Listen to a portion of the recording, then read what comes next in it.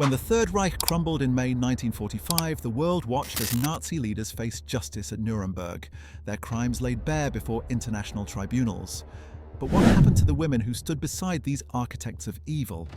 The wives of Hitler's inner circle had lived lives of unimaginable privilege, dripping in stolen jewels, residing in mansions seized from murdered families, and hosting lavish parties while millions perished in concentration camps.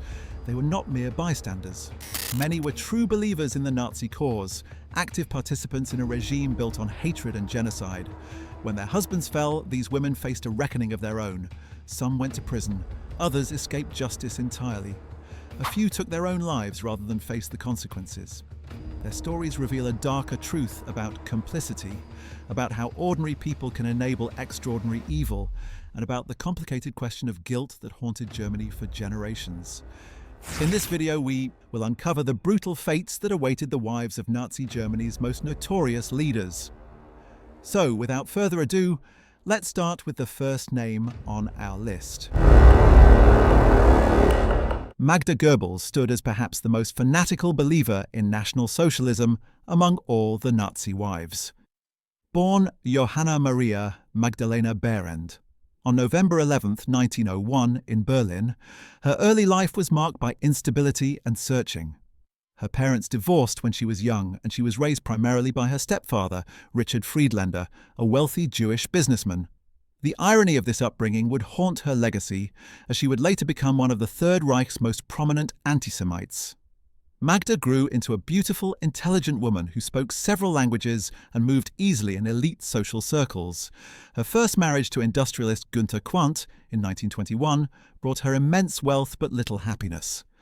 The couple divorced in 1929, and Magda retained custody of their son Harold, while receiving a generous financial settlement that would support her lavish lifestyle for years to come.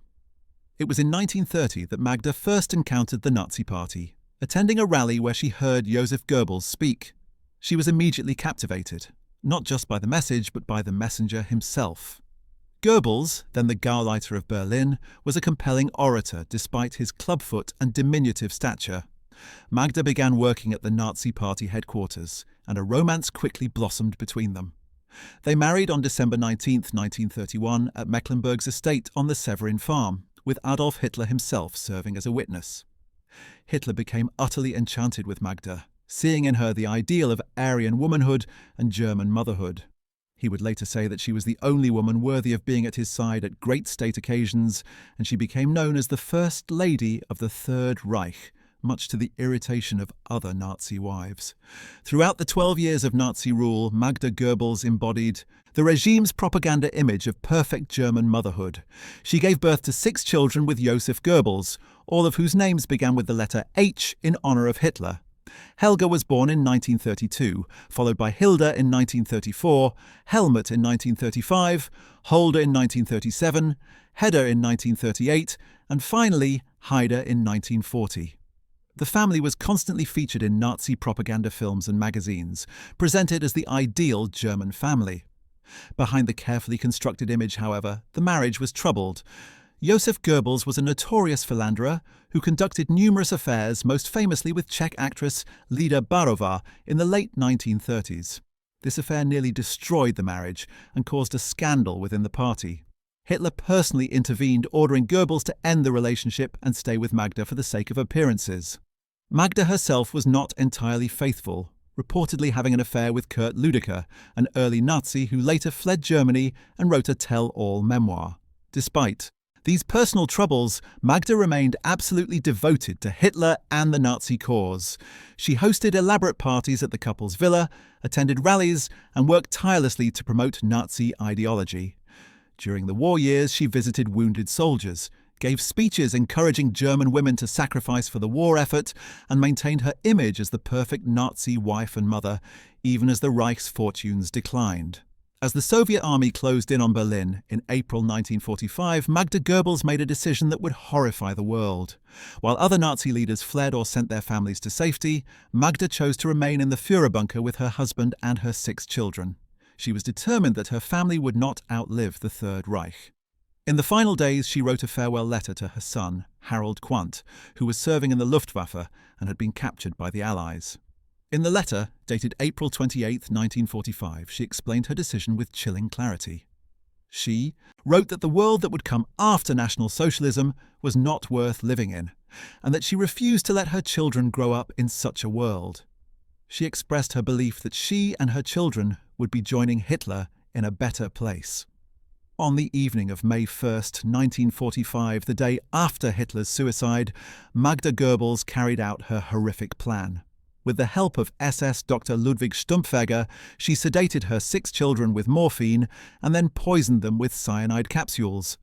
Helga was 12 years old, Hilda was 11, Helmut was 9, Holder was 7, Hedda was 6, and Haida was just 4 years old. After murdering her children, Magda and Josef Goebbels went up to the garden of the Reich Chancellery. There are conflicting accounts of exactly what happened next. Some sources say they took cyanide capsules and were then shot by an SS orderly to ensure death. Others suggest they were shot without taking poison. Their bodies were partially burned, but were still identifiable when Soviet forces discovered them. Magda Goebbels never faced trial, never had to answer for her complicity in her husband's crimes or for the unspeakable act of murdering her own children. Her fanaticism was so complete that she chose death over a world without National Socialism, taking 6 innocent lives with her in a final act of twisted devotion.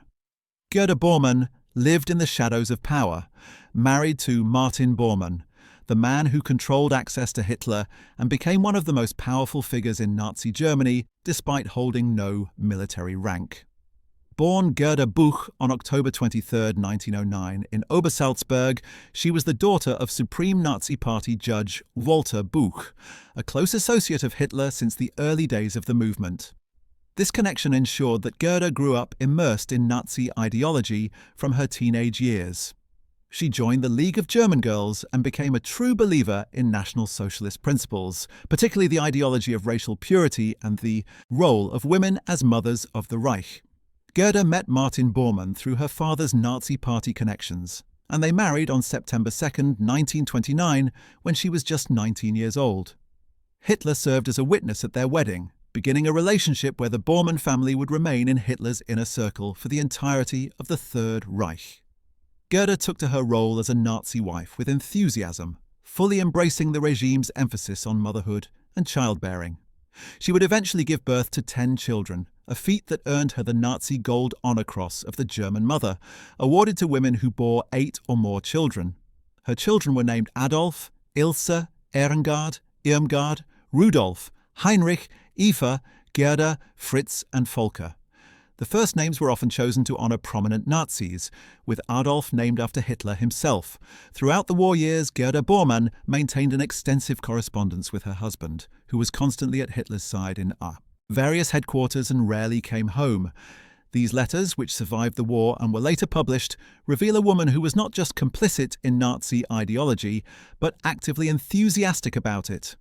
In her letters, Gerda discussed her views on race, supported her husband's infidelities as necessary for producing more Aryan children, and expressed her absolute faith in final victory even as the war situation deteriorated. She suggested that her husband take a mistress and father additional children to serve the Reich, demonstrating how thoroughly she had internalized Nazi breeding ideology. She wrote approvingly of the euthanasia program that killed disabled children and adults, and she expressed virulent anti-Semitic views throughout her correspondence.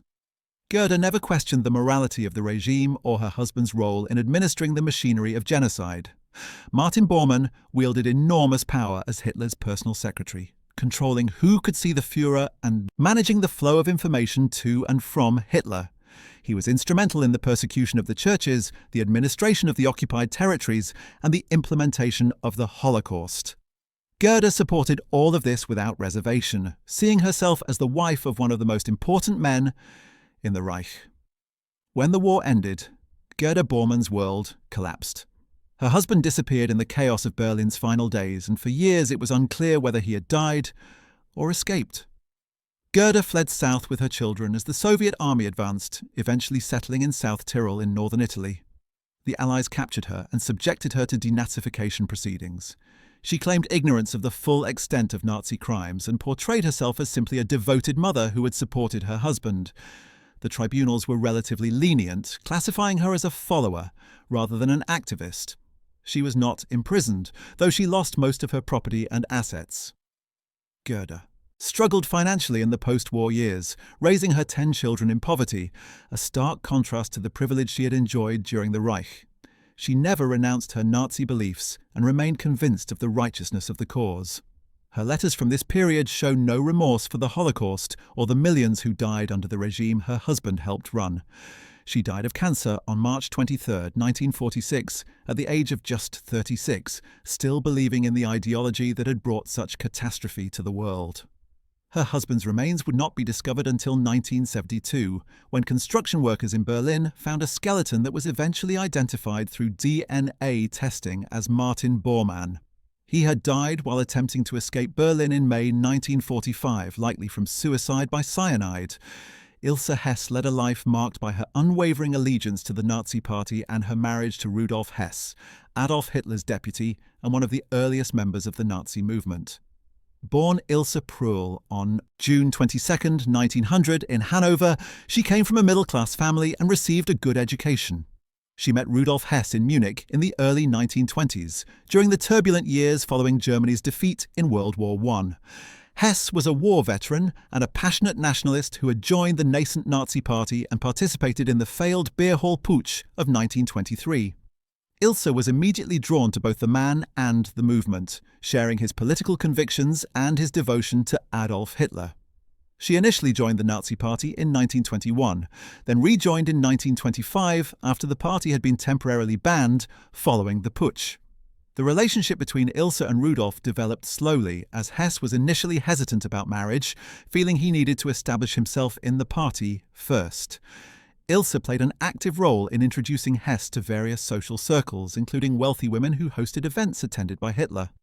These social connections proved valuable to the early Nazi movement, which was always in need of funding and support from affluent backers. Hitler himself took a personal interest in the relationship between Ilse and Rudolf, actively encouraging the marriage. When they finally married on December 20, 1927, in Munich, Hitler attended the ceremony and played a prominent role. The bond between Hitler and the Hess family grew even stronger when their only child was born.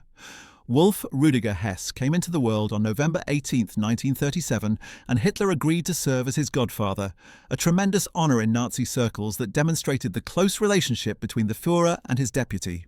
Throughout the 1930s, as the Nazi Party transformed from a fringe movement into the government of Germany, Ilse enjoyed a position of privilege and prestige.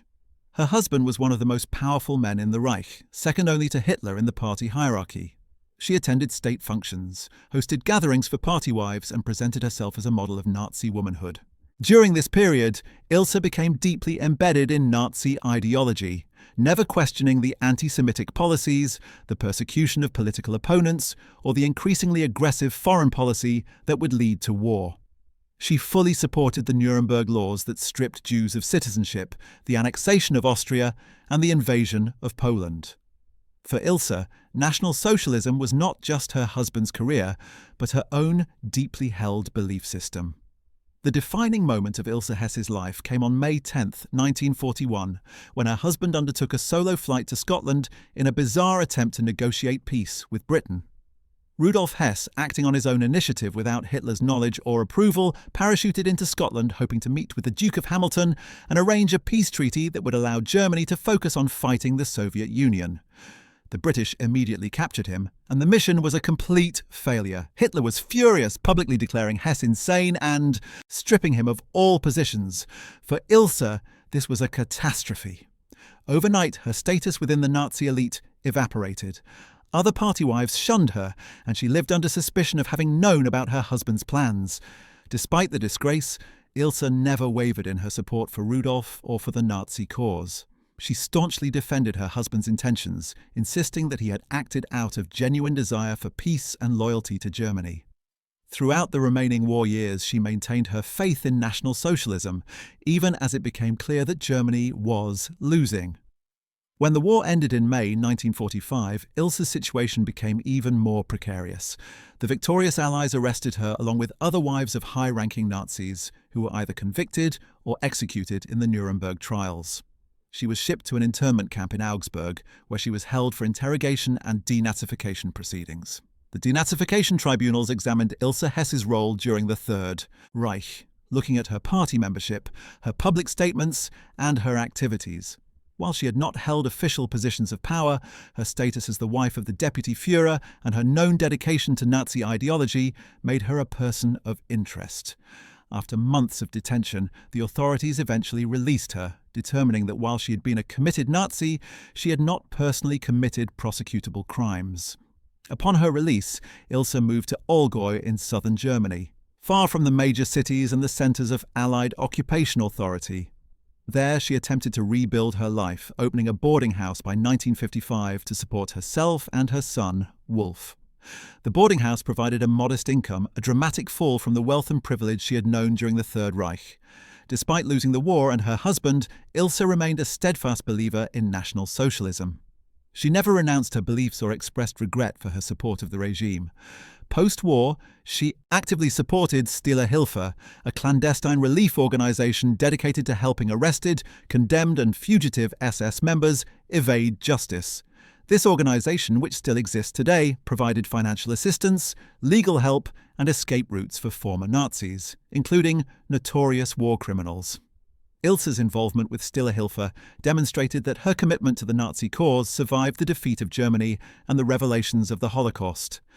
In 1952, Ilse published a controversial book titled England, Nuremberg, Spandau, ein Schicksal in Briefen, which translates to England, Nuremberg, Spandau, a destiny in letters. The book was a collection of correspondence and documents related to her husband's flight to Scotland, his captivity in England, his trial at Nuremberg, and his subsequent imprisonment in Spandau prison in Berlin. Through the book, Ilse sought to rehabilitate her husband's image, portraying him as a man of peace who had been unjustly imprisoned. The book found an audience among unrepentant Nazis and neo-Nazi groups in Germany and abroad. Among her correspondents were known Hitler admirers and Holocaust deniers who shared her belief that the Third Reich had been misunderstood and maligned. These connections kept Ilse under surveillance by German and Allied intelligence agencies, who monitored her activities and associations. Her later years were consumed by a campaign for her husband's release from Spandau prison, where he was held as one of only 7 major Nazi war criminals sentenced to imprisonment rather than death. Rudolf Hess was serving a life sentence, and Ilse worked tirelessly through legal channels, petitions and public appeals to secure his freedom.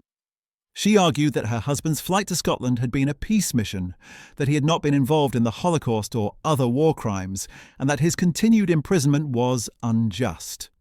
The Soviet Union, however, consistently vetoed all proposals for his early release, as they held one of the 4 rotating guard duties at Spandau and had the power to block any clemency.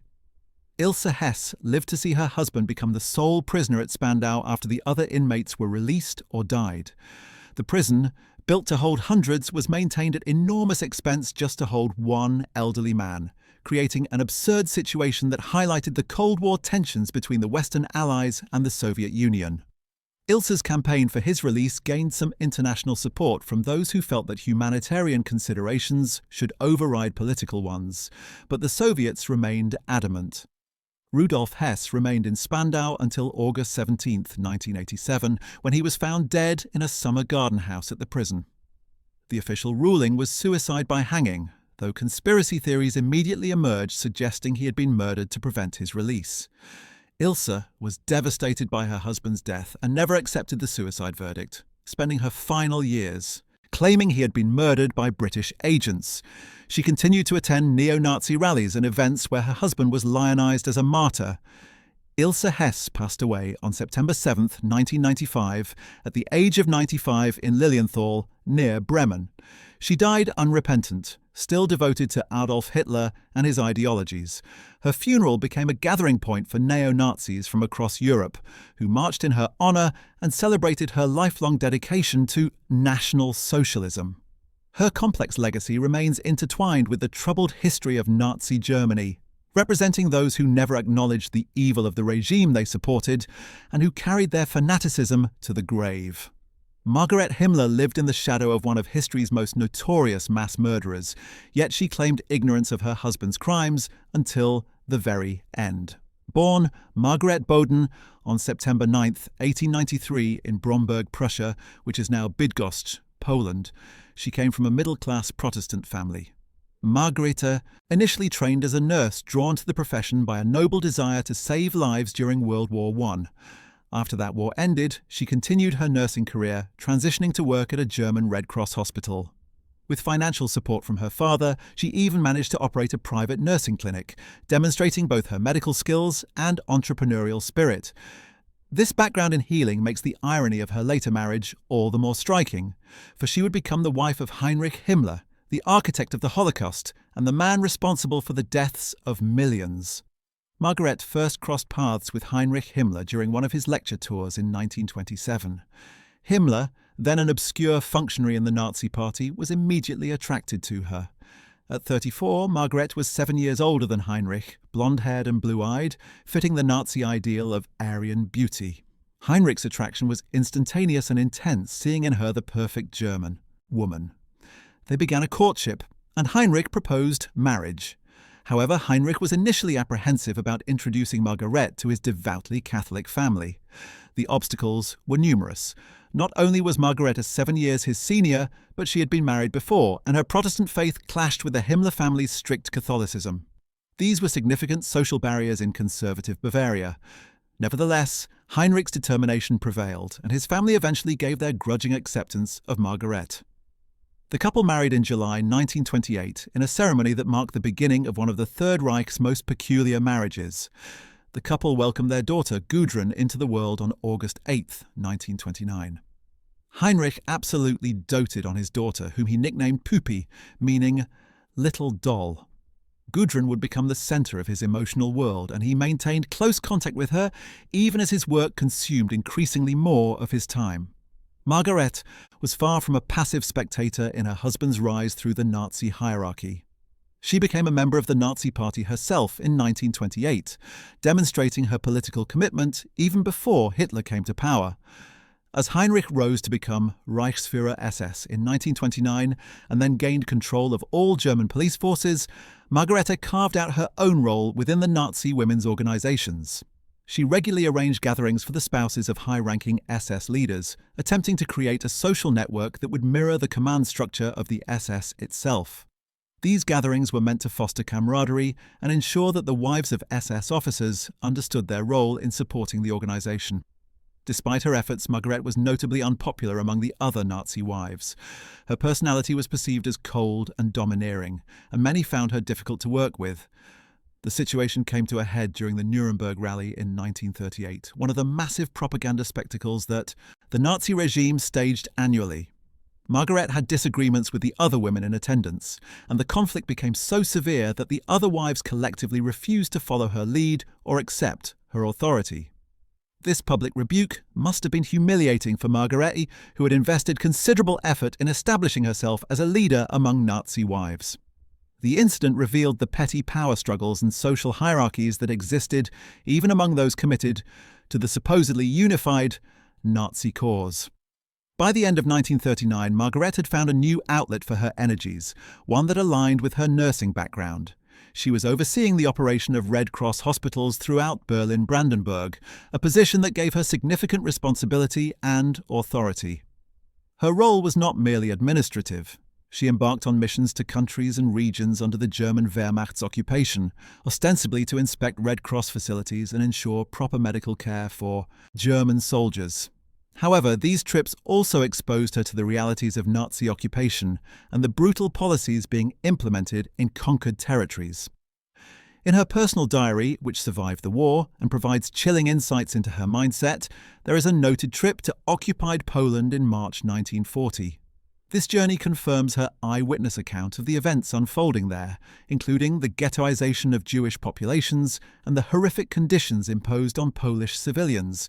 What makes Margaret's diary entry particularly damning is not what horrified her, but what didn't. In her own words, she wrote, "Then I was in Posen, Łódź and Warsaw. This Jewish rabble Polacks, most of them don't look like human beings, and the dirt is indescribable. It's an incredible job trying to create order there." These words reveal a woman who had fully internalized the Nazi ideology of racial superiority, who viewed Jews and Poles as subhuman, and who saw the brutal German occupation not as a crime, but as a necessary civilizing mission. There is no hint of compassion or moral discomfort in her observations, only contempt for the victims of Nazi oppression. Due to her dedicated work with the Red Cross organization within the Nazi framework, Margareta achieved the rank of colonel within the German Red Cross by the war's end. This was a significant accomplishment and demonstrated that she was not merely the wife of a powerful man, but someone who had built her own career and authority within the Nazi system. In February 1945, with the Third Reich crumbling and Soviet armies closing in from the east, Margaret wrote to Gerhard Himmler, Heinrich Himmler's older brother, expressing her thoughts about her husband. In the letter she wrote, "How wonderful that he has been called to great tasks and is equal to them. The whole of Germany is looking to him." These words, written when the gas chambers of Auschwitz had just been liberated by Soviet forces and the full scale of the Holocaust was beginning to be revealed to the world, show that Margaret maintained her belief in her husband's righteousness and the nobility of his work. In April 1945, Heinrich and Margaret Himmler shared a final meeting before his death. By this point, their marriage had been little more than a formality for years. Margaret had discovered in 1941 that Heinrich had been secretly involved with his secretary, Hedwig Potthast, with whom he had fathered two children, Helga born in 1942 and Nanette Dorothea born in 1944. This betrayal devastated Margaret, but she remained married to Heinrich, perhaps because divorce would have been a scandal for such a high-ranking Nazi, or perhaps because she had nowhere else to go. When the war concluded with Germany's unconditional surrender in May 1945, Heinrich Himmler attempted to flee in disguise but was captured by British forces. He committed suicide by biting down on a cyanide capsule on May 23, 1945, escaping the justice he so richly deserved. Margaret, meanwhile, was subjected to numerous investigations by Allied authorities, probing the extent of her knowledge regarding her husband's crimes. The investigators wanted to know what she knew about the SS, the concentration camps, the Einsatzgruppen death squads, and the systematic murder of 6 million Jews. Margaret consistently denied any awareness of these activities. She claimed that her husband never discussed his work with her, that she knew nothing of the final solution, and that she had been a loyal wife focused on her nursing work and raising her daughter. She pleaded to be cleared of Nazi association, hoping to absolve herself of any connection to her husband's monstrous crimes. The authorities were skeptical, but found it difficult to prove what she knew and when she knew it. After a prolonged deliberation that lasted several years, the Denazification Tribunal finally reached a verdict in 1953. Margaret was deemed to have been a profiteer of the Nazi regime, someone who had benefited materially and socially from her husband's position, even if her direct involvement in crimes could not be proven. She was sentenced to 30 days of penal labour, a remarkably light punishment given her husband's role in the Holocaust. Additionally, she was stripped of her voting rights and pension eligibility, sanctions designed to ensure she would not benefit financially from her husband's SS rank. After her release, Margaret attempted to disappear from public view. She lived under the assumed name Margaret Bouden, reverting to her maiden name in an effort to distance herself from her past and avoid recognition. She spent her remaining years in obscurity, trying to rebuild some semblance of a normal life. Margaret Himmler died in 1967 at the age of 73, having outlived her husband by more than 2 decades. She died without ever publicly acknowledging the full horror of what the SS had done under her husband's command or expressing remorse for her own support of the Nazi regime. Her daughter Gudrun, however, would carry on a very different legacy. Gudrun Himmler, unlike her mother, never tried to distance herself from her father's name. She became one of the most prominent Nazi apologists in post-war Germany, working tirelessly through Stille Hilfe to help former SS members evade justice. Until her death in 2018, Gudrun remained devoted to her father's memory, insisting he was a great man who had been unfairly vilified. The question of what Margaret truly knew will never be fully answered, but her diary entries and her continued commitment to the Nazi cause, even after witnessing conditions in occupied Poland, suggest that her claims of ignorance were, at best, willful blindness. Lina Heydrich married one of the most sadistic and dangerous men in the Nazi hierarchy, Reinhard Heydrich, the architect of the final solution, and a man so ruthless that even other top Nazis feared him. Born Lina Mathilde von Osten on June 14, 1911, on the island of Fehmarn, she came from a middle-class family with nationalist sympathies. Her brother Hans was an ardent member of the Nazi Party and the SA, the brown-shirted paramilitary organisation that helped Hitler rise to power through street violence and intimidation. Hans's enthusiastic praise of the party and its ideology had a profound influence on his younger sister. In 1929, Hans convinced Lina to attend a Nazi rally in Hamburg, where Adolf Hitler was scheduled to deliver a speech. The rally made a tremendous impact on the 18-year-old Lina. Hitler's oratory skills were legendary, and he knew how to work a crowd into a frenzy of nationalist fervour. Lina was swept up in the excitement and the sense of purpose that Hitler's speech conveyed. Believing she had found a cause worth dedicating herself to, Lina joined the Nazi Party shortly after the rally, becoming one of thousands of young Germans who flocked to the movement during this period of economic crisis and political instability. It was at a rowing club ball in Kiel in December 1930 that the 19-year-old Lina met Naval Lieutenant Reinhard Heydrich. Heydrich was tall, blonde and athletic, a skilled fencer and violinist who came from a cultured family. He seemed like the perfect Aryan specimen that Nazi propaganda celebrated. The attraction between Lina and Reinhard was immediate, and they began a whirlwind courtship.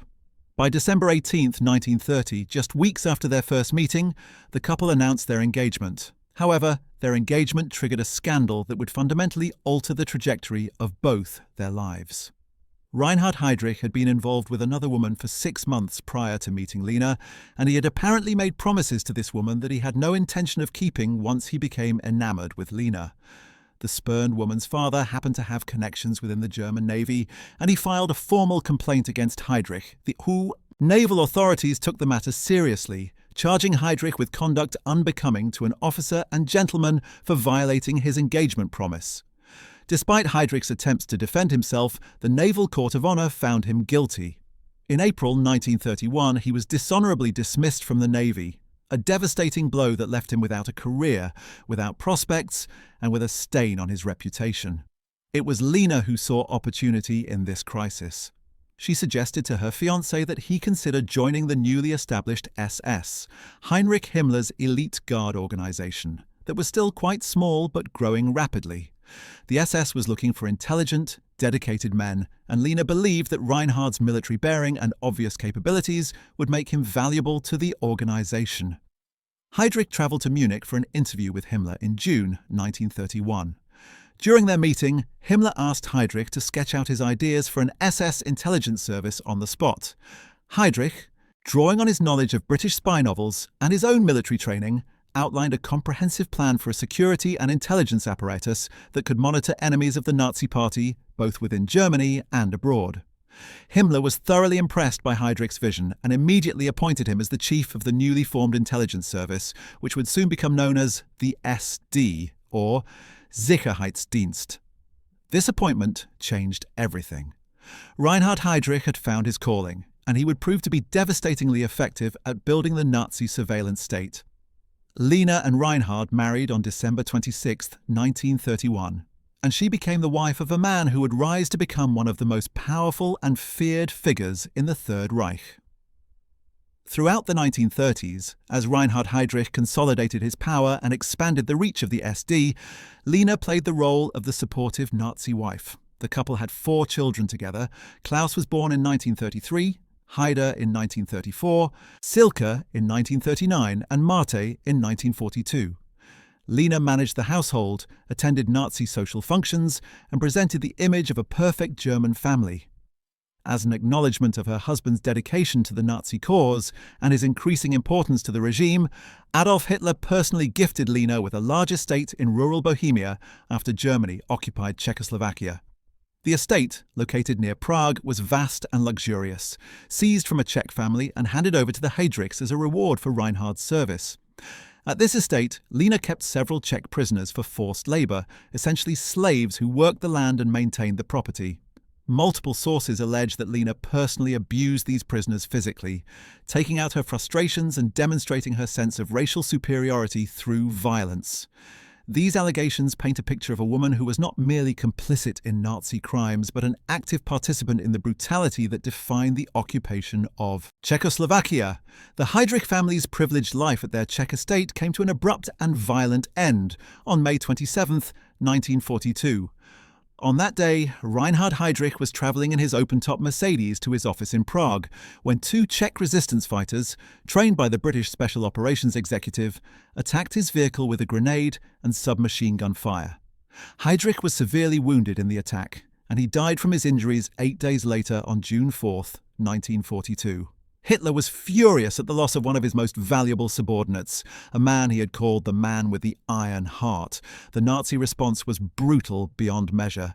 They completely destroyed the Czech villages of Lidis and Ležáky, murdering all the men, sending the women to concentration camps, and dispersing the children to be Germanized or killed. Hundreds of Czechs were executed in reprisal for Heydrich's death. For Lina, the assassination transformed her from the wife of one of the most powerful men in the Reich into a widow with 4 young children. The Nazi regime provided for her financially, and she was treated as the widow of a martyr to the cause, but her privileged position was fundamentally diminished. As the war turned against Germany, Lina and her children fled their Czech estate in April 1945, joining the massive exodus of Germans escaping the advancing Soviet Red Army. They made their way westward, hoping to reach territory controlled by the Western Allies rather than fall into Soviet hands. After World War II ended, Lina Heydrich faced denazification proceedings.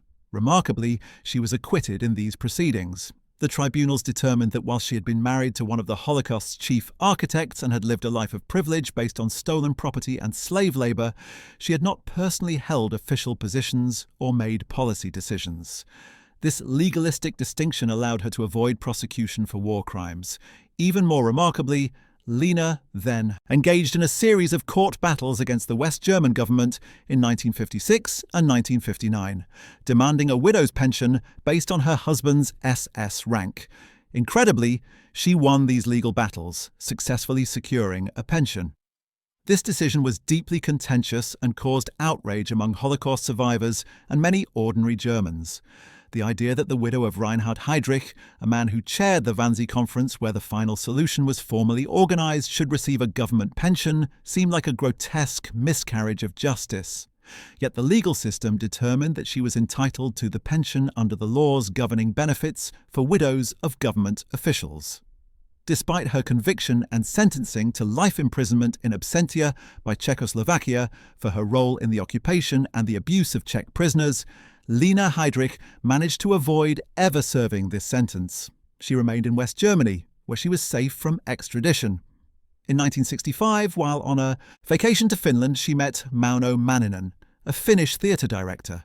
The two began a relationship and they eventually married. This marriage served a practical purpose for Lina, beyond any romantic considerations. By marrying Manninen, she changed her surname, becoming Lina Manninen and making it easier to distance herself from the Heydrich name when convenient. She managed to acquire ownership of her first husband Reinhard's former summer house on the island of Fehmarn, her birthplace. She turned this property into a restaurant and inn, running it as a business and providing herself with a source of income. The irony of using property acquired through her Nazi connections to fund her post-war life was apparently lost on her, or more likely, she simply didn't care. In 1976, tragedy struck when a fire damaged the property, but Lina rebuilt and continued operating the business. In 1976, Lina Heydrich authored and published a memoir titled Leben mit einem Kriegsverbrecher, which translates to Life with a War Criminal.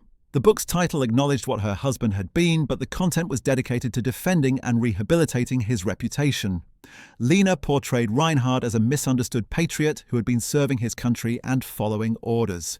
She downplayed his role in the Holocaust, claimed he was unaware of the full extent of the atrocities being committed, and suggested that his fearsome reputation was exaggerated by Allied propaganda.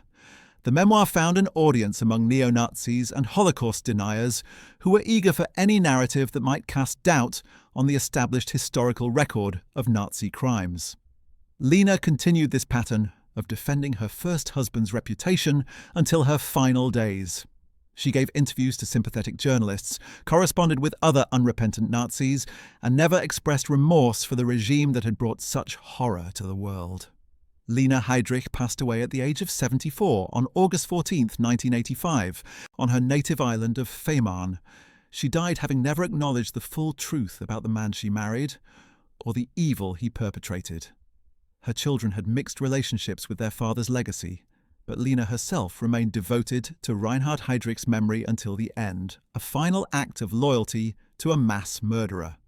Emmy Göring led perhaps the most glamorous life of any Nazi wife, married to Hermann Göring, the commander of the Luftwaffe, Hitler's designated successor, and one of the most flamboyant and powerful figures in the Third Reich. Born Emmy Sonnemann on March 24, 1893, in Hamburg, she had established herself as a successful actress long before she met Hermann Göring. Emmy worked in provincial theatres throughout Germany, building a respectable career in the performing arts. She was known for her beauty, her talent, and her ability to charm audiences and critics alike. Emmy met Hermann Göring in 1932 at a performance in Weimar. Göring, already a prominent Nazi and close associate of Hitler, was immediately smitten with the elegant actress. This was a difficult time for Göring personally, as his first wife, Carin, had died just the previous year. Carin's death had devastated Hermann, and he had been in deep mourning. Emmy represented a chance at happiness again, and Hermann pursued her with the intensity and resources that his position allowed. The couple's relationship developed quickly, and they married on April 10, 1935, in a ceremony that was one of the grandest social events of the Nazi era. Hitler served as Hermann's best man, and the wedding was a massive propaganda spectacle, with thousands of people lining the streets of Berlin to catch a glimpse of the couple. The ceremony and reception showcased the power and wealth that the Nazi elite had accumulated in just 2 years of rule. Interestingly, Emmy had not actively sought membership in the Nazi Party when she met Hermann.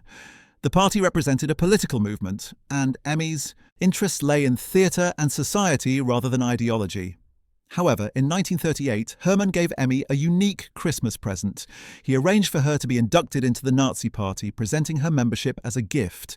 This unusual gesture demonstrated both Hermann's power to grant party membership as a favour and Emmy's somewhat ambivalent relationship with Nazi ideology.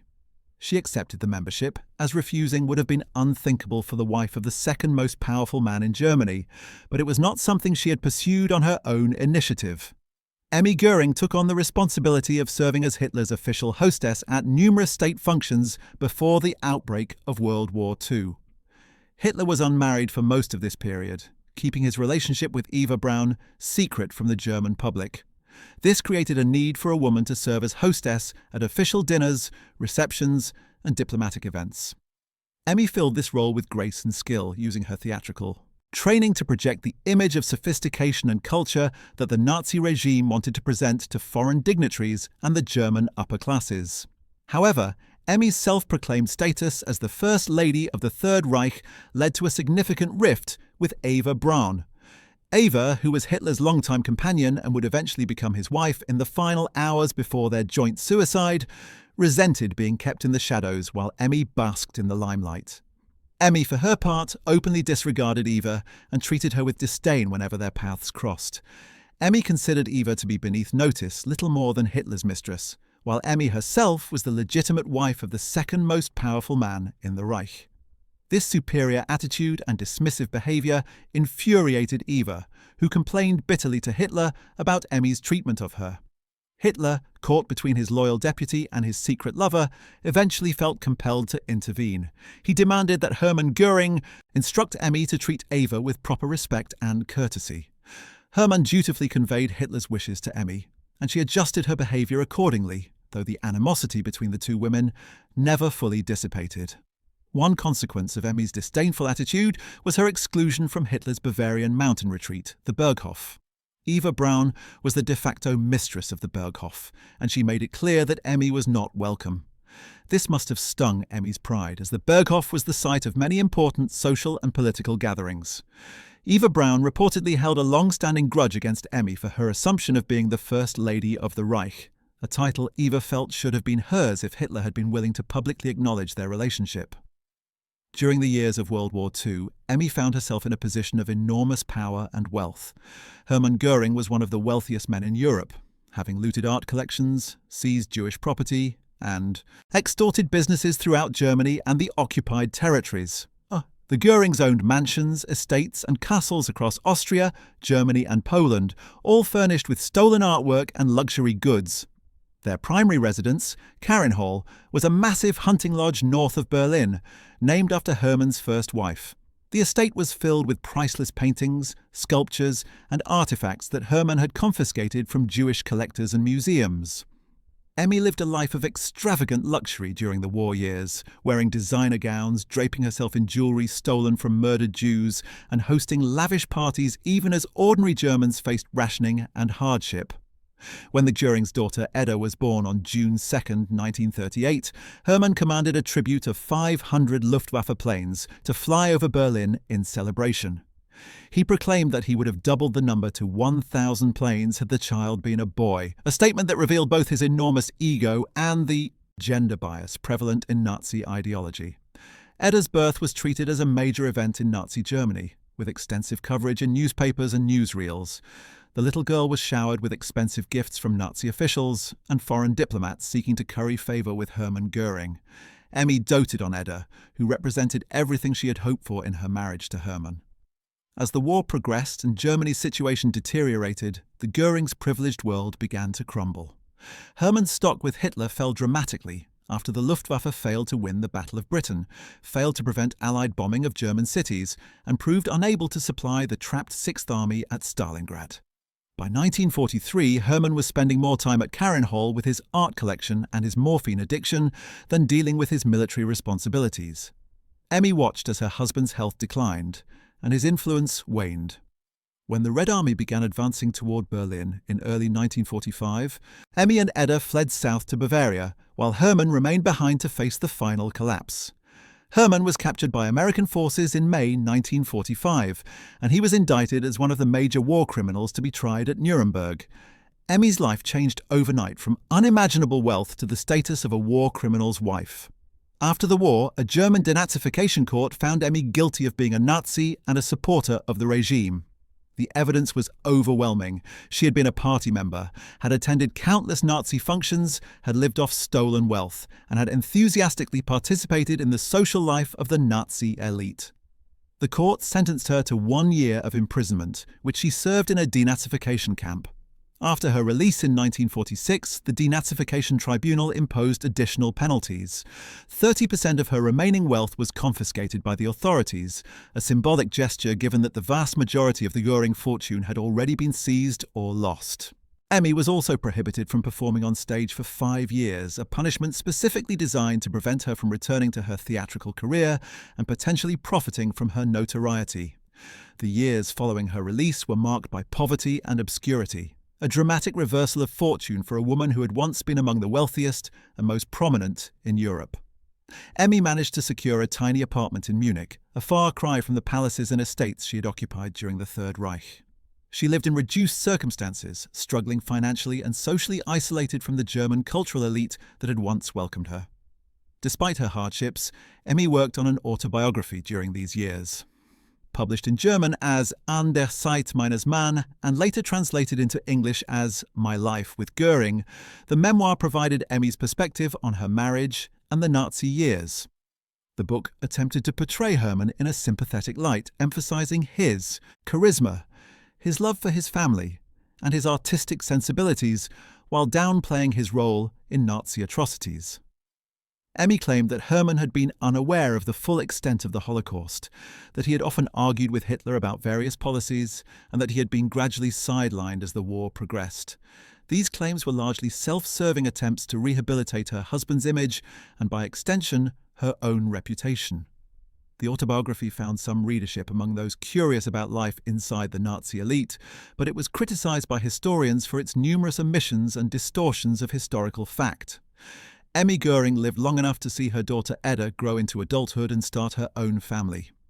Edda had a complicated relationship with her father's legacy, at times defending him and at other times trying to distance herself from his crimes.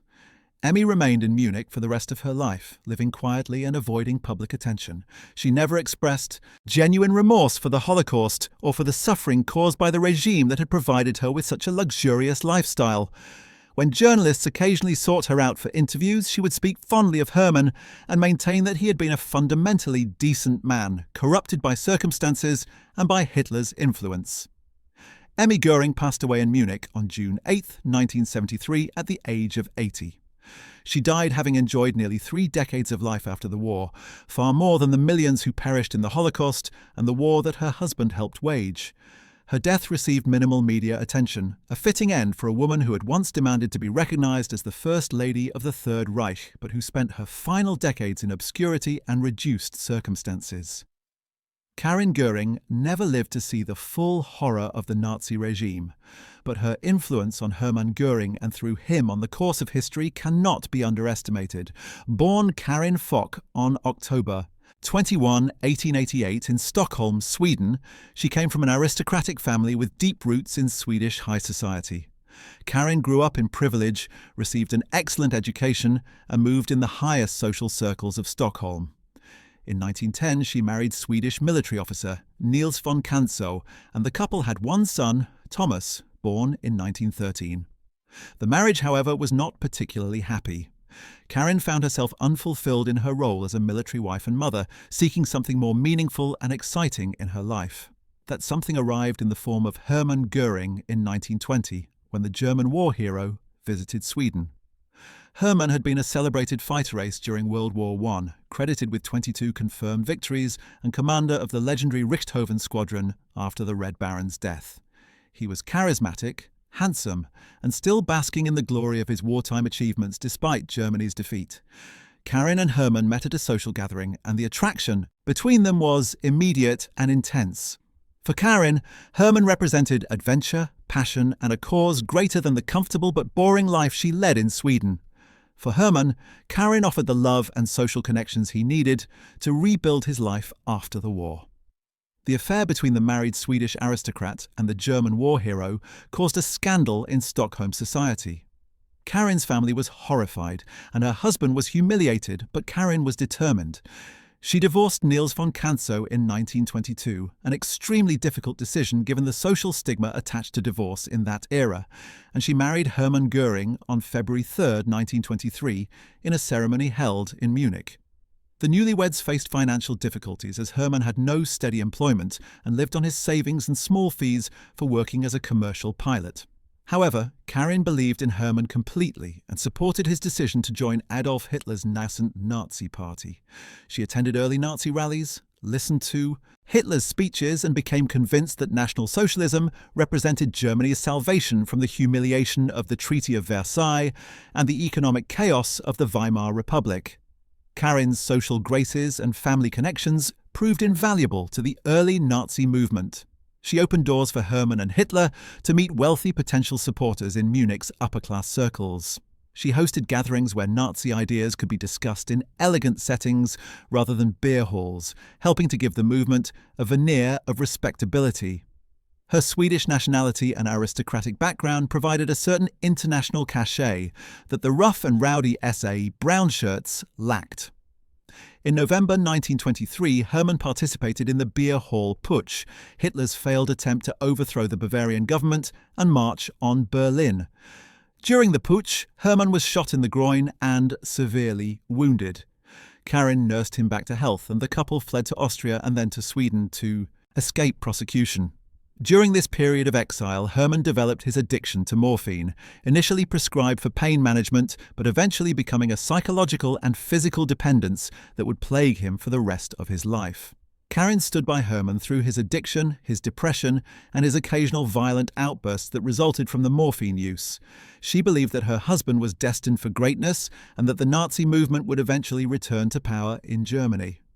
Carin's health had never been particularly robust, and the stress of the exile years, the financial struggles, and the demands of caring for an increasingly unstable husband took their toll. She developed tuberculosis and heart problems, and her condition gradually worsened. When a general amnesty in Germany allowed Hermann to return in 1927, Carin's health had already begun to fail seriously. She continued to support Hermann as he rebuilt his position within the Nazi Party, but she was increasingly confined to bed. Carin Göring died on October 17, 1931, at the age of 42 in Stockholm, while seeking treatment for her tuberculosis and heart condition. Hermann was devastated by her death. Despite the fact that he would remarry just a few years later, Hermann never forgot Carin and maintained an almost obsessive devotion to her memory.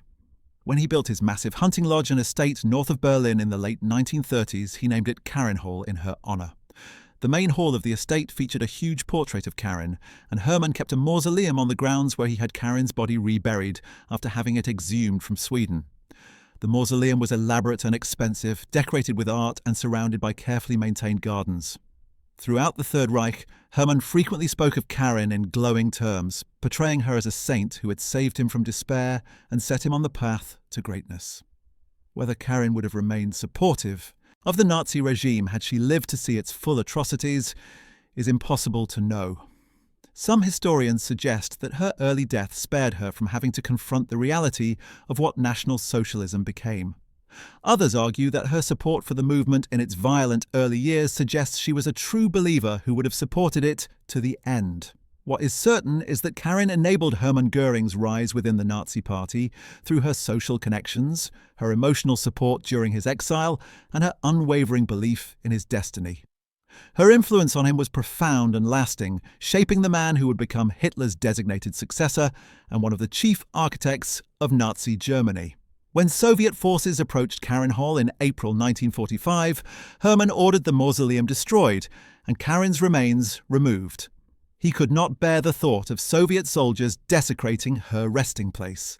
The fate of Carin's remains in the chaos of Germany's final collapse is unclear, but the mausoleum and Carin Hall itself were demolished by retreating German forces. The grand estate that Hermann had built as a monument to his first wife's memory was reduced to rubble, a fitting symbol of the destruction that the Nazi regime brought upon Germany and Europe. Hedwig Potthast represented a different kind of Nazi wife, one who existed in the shadows, never officially married to her partner, but deeply embedded in the inner workings of the SS and complicit in its crimes. Born on February 5, 1912, in Cologne, Hedwig came from a middle-class Catholic family.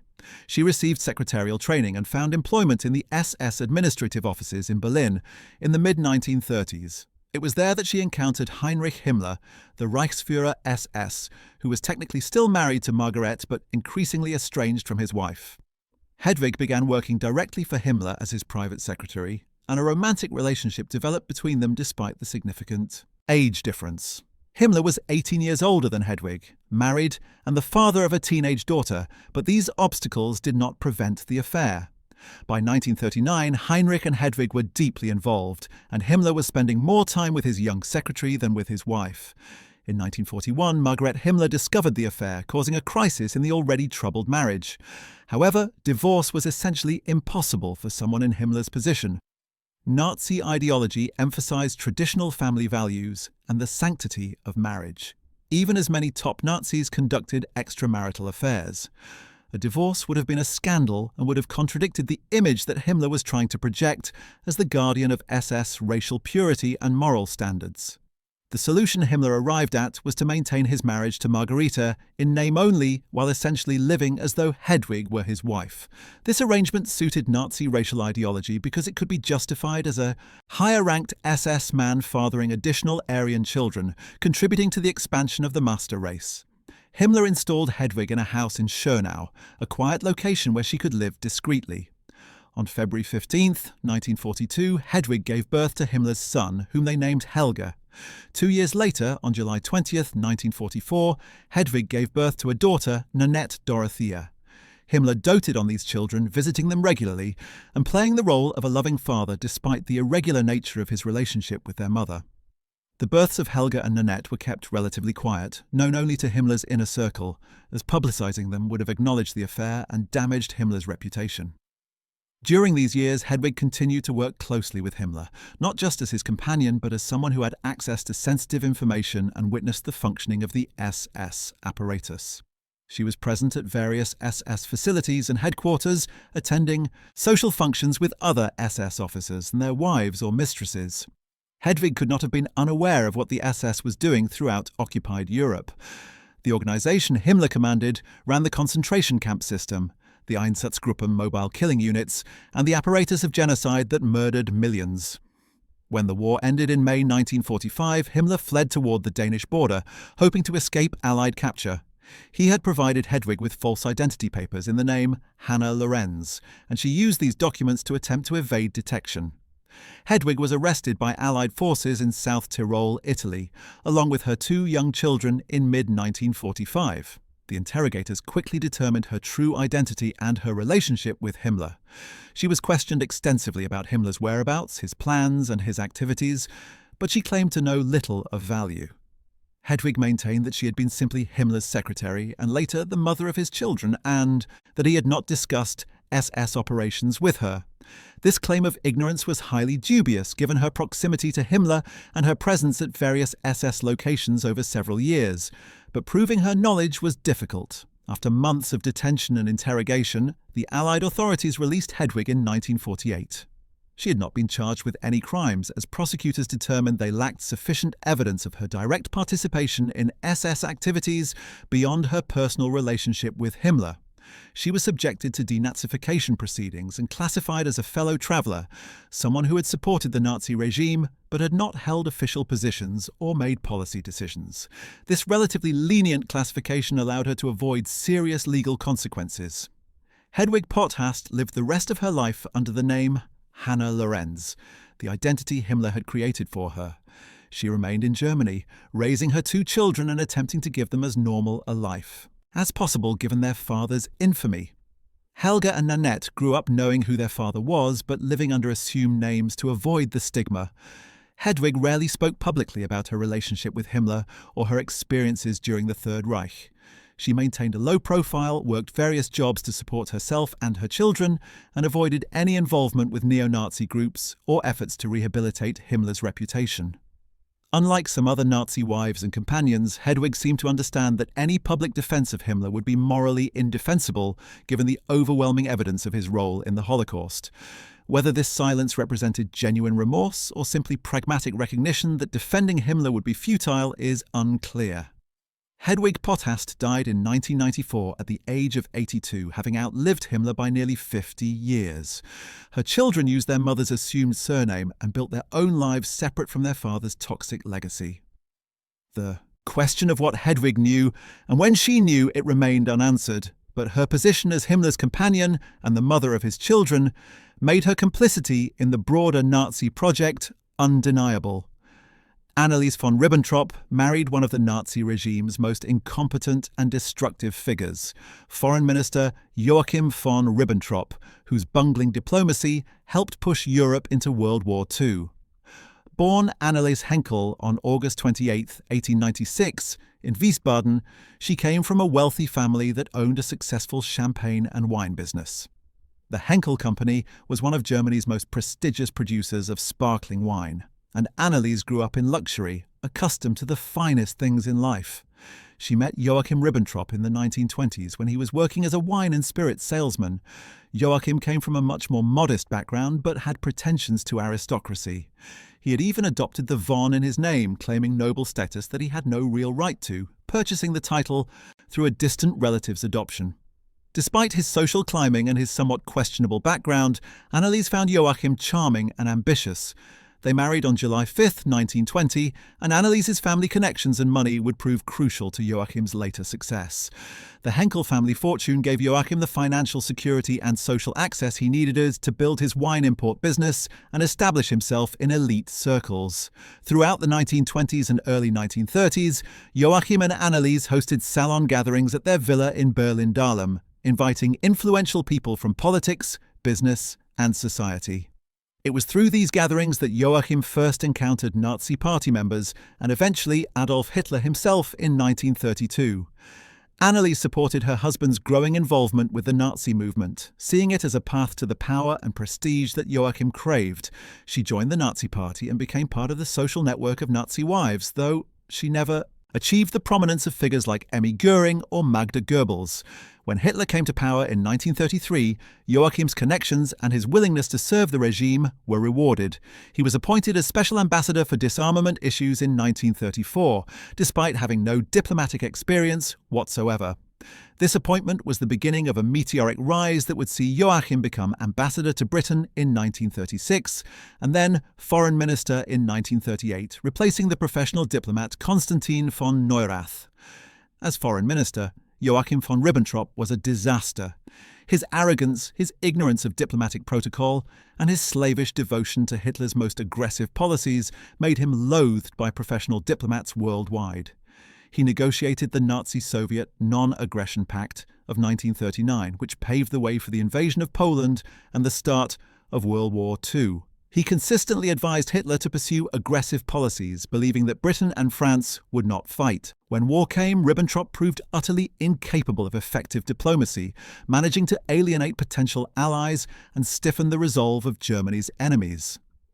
Throughout this period, Anneliese enjoyed the privileges that came with being the foreign minister's wife. She attended state functions, travelled on diplomatic missions, and lived in grand style. The Ribbentrop residence in Berlin was lavishly furnished, and the couple maintained an estate outside the city as well. Anneliese hosted diplomatic receptions and parties, playing the role of the gracious hostess even as her husband's diplomatic failures mounted. She gave birth to 5 children during their marriage, including Rudolf, born in 1921, and continued to support Joachim's career even when it became clear that he was out of his depth in his position. As the war progressed and Germany's situation became increasingly desperate, the Ribbentrops maintained their lifestyle for as long as possible.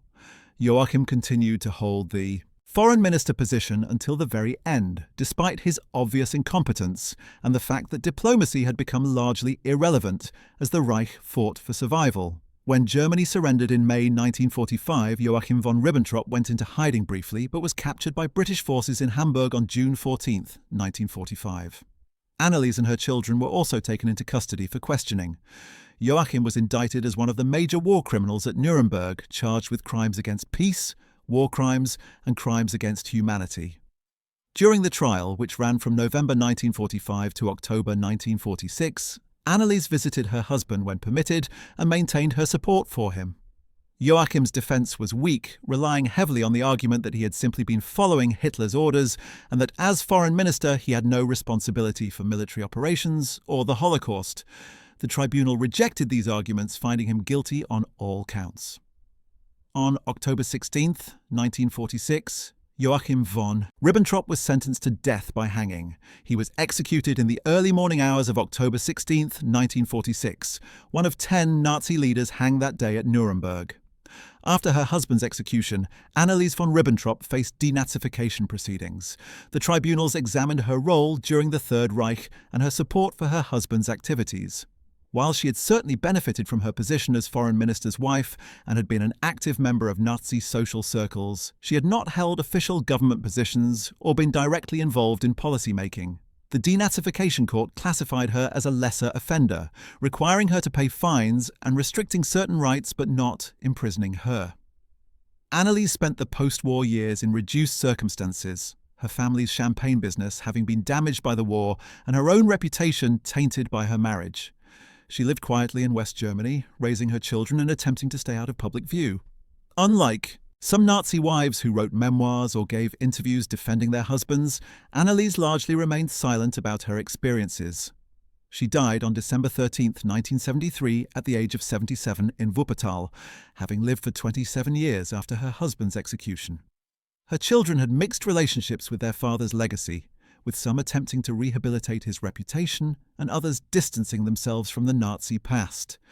Erna Hanfstaengl lived through one of the most peculiar relationships with the Nazi leadership, married to Ernst Hanfstaengl, an early Hitler supporter who eventually fled Germany and turned against the regime.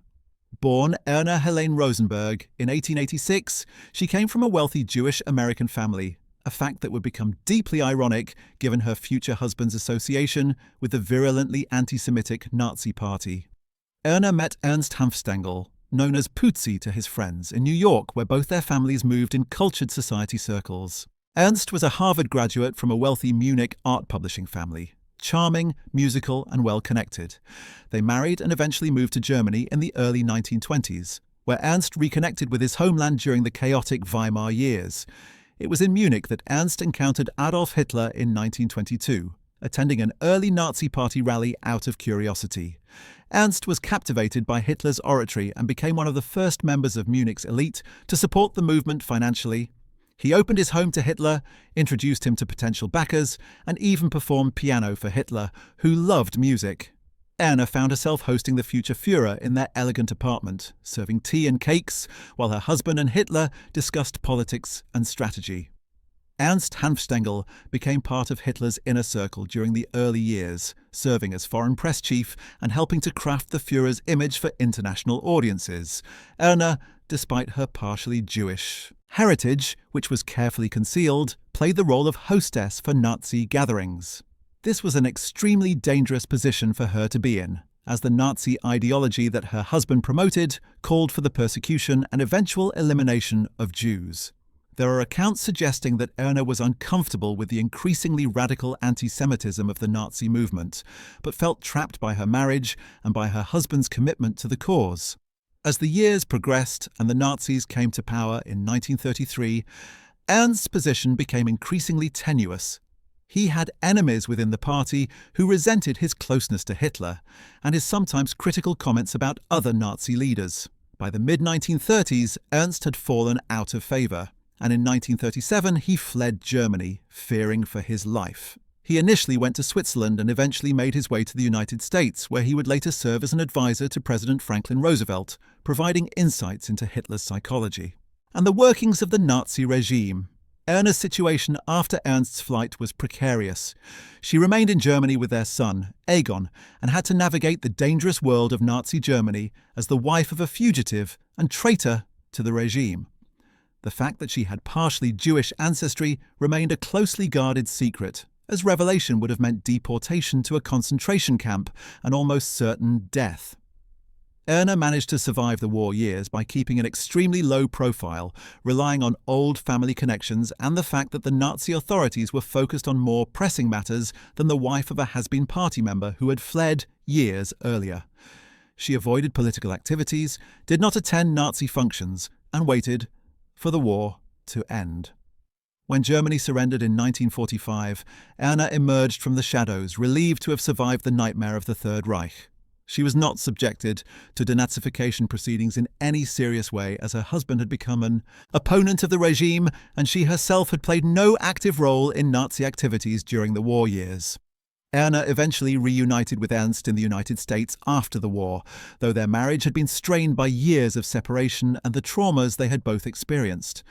She lived quietly in America, rarely speaking about her bizarre experiences as a partially Jewish woman who had hosted Hitler in her home and navigated the deadly world of Nazi Germany. Erna Hanfstaengl died in 1981, taking many secrets of the early Nazi movement to her grave. Winifred Wagner represents one of the most troubling cases of Nazi wives, a British-born woman who became one of Hitler's closest friends and most devoted supporters, never renouncing her beliefs even decades after the war. Born Winifred Marjorie Williams on June 23, 1897 in Hastings, England, she was orphaned as a young child and adopted by distant relatives, the Klindworth family, who were German musicians living in Berlin. Through this adoption, Winifred was immersed in German culture and music from an early age. In 1915, at the age of 18, Winifred married Siegfried Wagner, the son of the legendary composer Richard Wagner and the director of the Bayreuth Festival, the annual celebration of Wagner's operas held at the specially built Festspielhaus in Bayreuth, Bavaria. Siegfried was 27 years older than Winifred, and the marriage was partly arranged to provide him with a wife and heirs, as there had been rumours about his homosexuality that needed to be countered for the sake of the Wagner family reputation. Winifred took to her role as mistress of Bayreuth enthusiastically, giving birth to 4 children and managing the festival alongside her husband. It was through her position at Bayreuth that Winifred first encountered Adolf Hitler in 1923. Hitler was a passionate devotee of Richard Wagner's music and a frequent visitor to Bayreuth. Wagner's operas, with their themes of Germanic mythology, heroism, and anti-Semitic undercurrents, resonated deeply with Hitler's worldview. When Winifred met the rising Nazi leader, she was immediately impressed by him, finding him charismatic and dedicated to Germany's revival. The attraction was mutual, and a close friendship developed between Winifred and Hitler that would last until his death. There has been much speculation about whether the relationship was romantic or platonic. Hitler visited the Wagner family regularly, attended performances at the festival, and spent time with Winifred and her children. Winifred provided Hitler with financial support, even sending him writing paper and a typewriter when he was imprisoned after the failed beer hall putsch of 1923. When Hitler wrote Mein Kampf in Landsberg prison, he used the typewriter that Winifred had provided, making her an enabler of the hateful ideology that would be codified in that book. Throughout the 1920s and 1930s, Winifred used her position and influence to support the Nazi movement. She introduced Hitler to wealthy patrons, helped fundraise for the party, and allowed Bayreuth to become a showcase for Nazi culture. When the Nazis came to power in 1933, Winifred's friendship with Hitler gave her enormous influence and protection. The Bayreuth Festival became an official state-supported event, with Hitler attending almost every year and turning it into a major propaganda spectacle. Leading Nazis like Joseph Goebbels, Hermann Göring and Heinrich Himmler attended performances, and the festival became intertwined with Nazi ideology. Winifred's husband Siegfried had died in 1930, leaving her as the sole director of the festival. She ran it according to her own vision, which aligned completely with National Socialist principles. When other family members or festival staff expressed concerns about the increasing politicization of Wagner's legacy, Winifred dismissed their objections, maintaining that Hitler was Wagner's natural heir and that the festival should serve the new Germany. During World War II, Winifred continued to support Hitler and the Nazi regime without reservation. She maintained her friendship with Hitler, writing to him regularly and receiving personal visits when his schedule allowed. She used her influence to help various individuals, including some who were in trouble with the regime, demonstrating that she had significant power. However, she never used this influence to speak out against the persecution of Jews, the war of aggression, or any of the Reich's criminal policies. Instead, she focused on maintaining Bayreuth's status and ensuring that Wagner's music continued to be performed for Nazi audiences. The festival continued operating until 1944, when the deteriorating war situation finally forced its closure. When the war ended in April 1945 with Hitler's suicide and Germany's surrender, Winifred's world collapsed. American forces occupied Bayreuth, and Winifred was arrested for denazification. Proceedings. The investigation into her activities revealed the depth of her commitment to National Socialism and her close personal relationship with Hitler. She freely admitted her friendship with Hitler and refused to denounce him or the Nazi ideology. In a remarkably candid interview, she stated that if Hitler walked through her door, she would be just as happy to see him and have him as a friend as she had been before. This statement, made in the late 1940s after the full horrors of the Holocaust had been revealed to the world, shocked many people and demonstrated Winifred's absolute refusal to acknowledge the evil of the regime she had supported. The Denazification Tribunal classified Winifred as a major offender due to her close relationship with Hitler and her use of the Bayreuth Festival to promote Nazi ideology. She was prohibited from managing the festival or participating in its direction. The festival itself was handed over to her sons, Wieland and Wolfgang Wagner, who attempted to depoliticize Wagner's operas and present them in a new modernist style that moved away from the Nazi associations. Winifred was bitter about being excluded from Bayreuth, feeling that she had been unfairly punished for her loyalty to a friend. She lived in a house on the festival grounds but was not allowed to have any official role in the institution she had run for 2 decades. Throughout the 1950s, 1960s, and 1970s, Winifred gave occasional interviews where she continued to defend Hitler personally, separating the man she knew from the crimes committed in his name. She insisted that the Hitler she knew was kind, cultured, and devoted to Germany, and that he could not have known about the worst atrocities.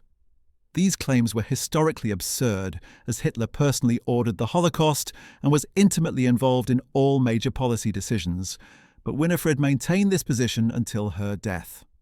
Winifred Wagner died on March 5, 1980, at the age of 82, in Übelingen, having never renounced her friendship with Hitler or her support for National Socialism. Her unrepentant stance made her a controversial figure in post-war Germany, and her legacy cast a long shadow over the Bayreuth Festival for decades. The question of how to separate Wagner's artistic genius from the Nazi appropriation of his work and how to acknowledge Winifred's role in that appropriation continues to provoke debate among scholars and music lovers. Winifred's story exemplifies how intelligent, cultured individuals could become devoted supporters of evil, prioritizing personal loyalty and nationalist ideology over moral judgment. Leni Riefenstahl occupies a unique position among Nazi-associated women, neither a wife of a Nazi leader nor a party official, but an artist whose brilliant propaganda films made her complicit in the regime's crimes. Born on August 22, 1902 in Berlin, Leni initially pursued a career as a dancer and actress before discovering her genius for filmmaking. In the late 1920s and early 1930s, she directed and starred in several mountain films, a popular German genre celebrating nature and human struggle against the elements. It was her work in film that brought her to Hitler's attention in 1932. Hitler was impressed by her artistic vision and her ability to create emotionally powerful images. When the Nazis came to power in 1933, Hitler personally asked Leni to make a film about the party rally in Nuremberg. The result was Triumph of the Will, released in 1935, which is considered one of the most effective propaganda films ever made. The film portrayed Hitler as a messianic figure descending from the clouds to save Germany, showed the Nazi Party as a movement of unity and strength, and used innovative camera techniques and editing to create a powerful emotional experience that glorified the regime. Leni followed this success with Olympia, a two-part documentary about the 1936 Berlin Olympics, which combined sports, coverage with Nazi ideology, and aesthetic glorification of the Aryan body. Both films won numerous awards and international acclaim, establishing Leni as one of the world's most talented filmmakers. However, this talent was placed entirely in service of the Nazi regime, making her work inseparable from Nazi propaganda. Throughout the Third Reich, Leni maintained a complicated relationship with the Nazi leadership. She had affairs with several high-ranking officials and was rumoured to have been romantically involved with Hitler himself, though this has never been definitively proven. What is certain is that Hitler favoured her, providing her with resources and creative freedom that other filmmakers could only dream of. Leni claimed after the war that she was apolitical, interested only in art and not in ideology. This claim was deeply dishonest. Her films were not neutral artistic expressions, but deliberate propaganda designed to glorify Hitler and the Nazi state. When World War II began, Leni's role diminished somewhat as the regime focused on military propaganda rather than aesthetic celebration. However, she continued to work on various film projects and maintained her privileged position. In 1939, she was in Poland shortly after the German invasion, working on a film project, and she witnessed German soldiers executing Polish civilians. Her response to this atrocity reveals her moral bankruptcy. Rather than being horrified by the murders, she complained to military authorities that the executions were interfering with her filming. When the war ended in 1945, Leni was arrested by American forces and subjected to denazification proceedings. She spent several years in various internment camps and under house arrest, while authorities investigated her role in the Nazi regime. Leni consistently maintained that she had been an artist, not a Nazi, and that she bore no responsibility for the regime's crimes. She claimed ignorance of the Holocaust and denied having used forced labor from concentration camps in her films, despite evidence to the contrary. The denazification tribunals eventually classified Leni as a fellow traveller rather than an activist, a decision that remains controversial. She was released without serious punishment, but her film career in Germany was essentially over. No one wanted to work with someone so closely associated with Nazi propaganda. Leni spent decades attempting to rehabilitate her reputation, giving interviews where she portrayed herself as a naive artist who had been used by the regime without understanding its true nature. She turned to photography, particularly of the Nuba tribe in Sudan, producing acclaimed photographic books that some critics saw as a continuation of her fascist aesthetic, glorifying perfect bodies and physical strength. Leni Riefenstahl lived to be 100 years old, dying on September 8, 2003. Throughout her extraordinarily long life, she never fully acknowledged her complicity in Nazi crimes, never expressed genuine remorse for lending her considerable talents to the service of evil. Her late-career rehabilitation and the continued admiration for her technical filmmaking skills raise uncomfortable questions about how society should judge artists who create beautiful work in service of horrific causes. Gretl Braun, Eva Braun's younger sister, had her own connection to the Nazi elite through her marriage to SS Gruppenführer Hermann Fegelein, a union that ended in tragedy in the final days of the Third Reich. Born Margareta Berta Braun on August 31, 1915 in Munich, Gretl grew up in the same middle-class Catholic family as her more famous sister Eva. Through Eva's relationship with Adolf Hitler, which was kept secret from the German public for many years, Gretl had access to the highest levels of Nazi society.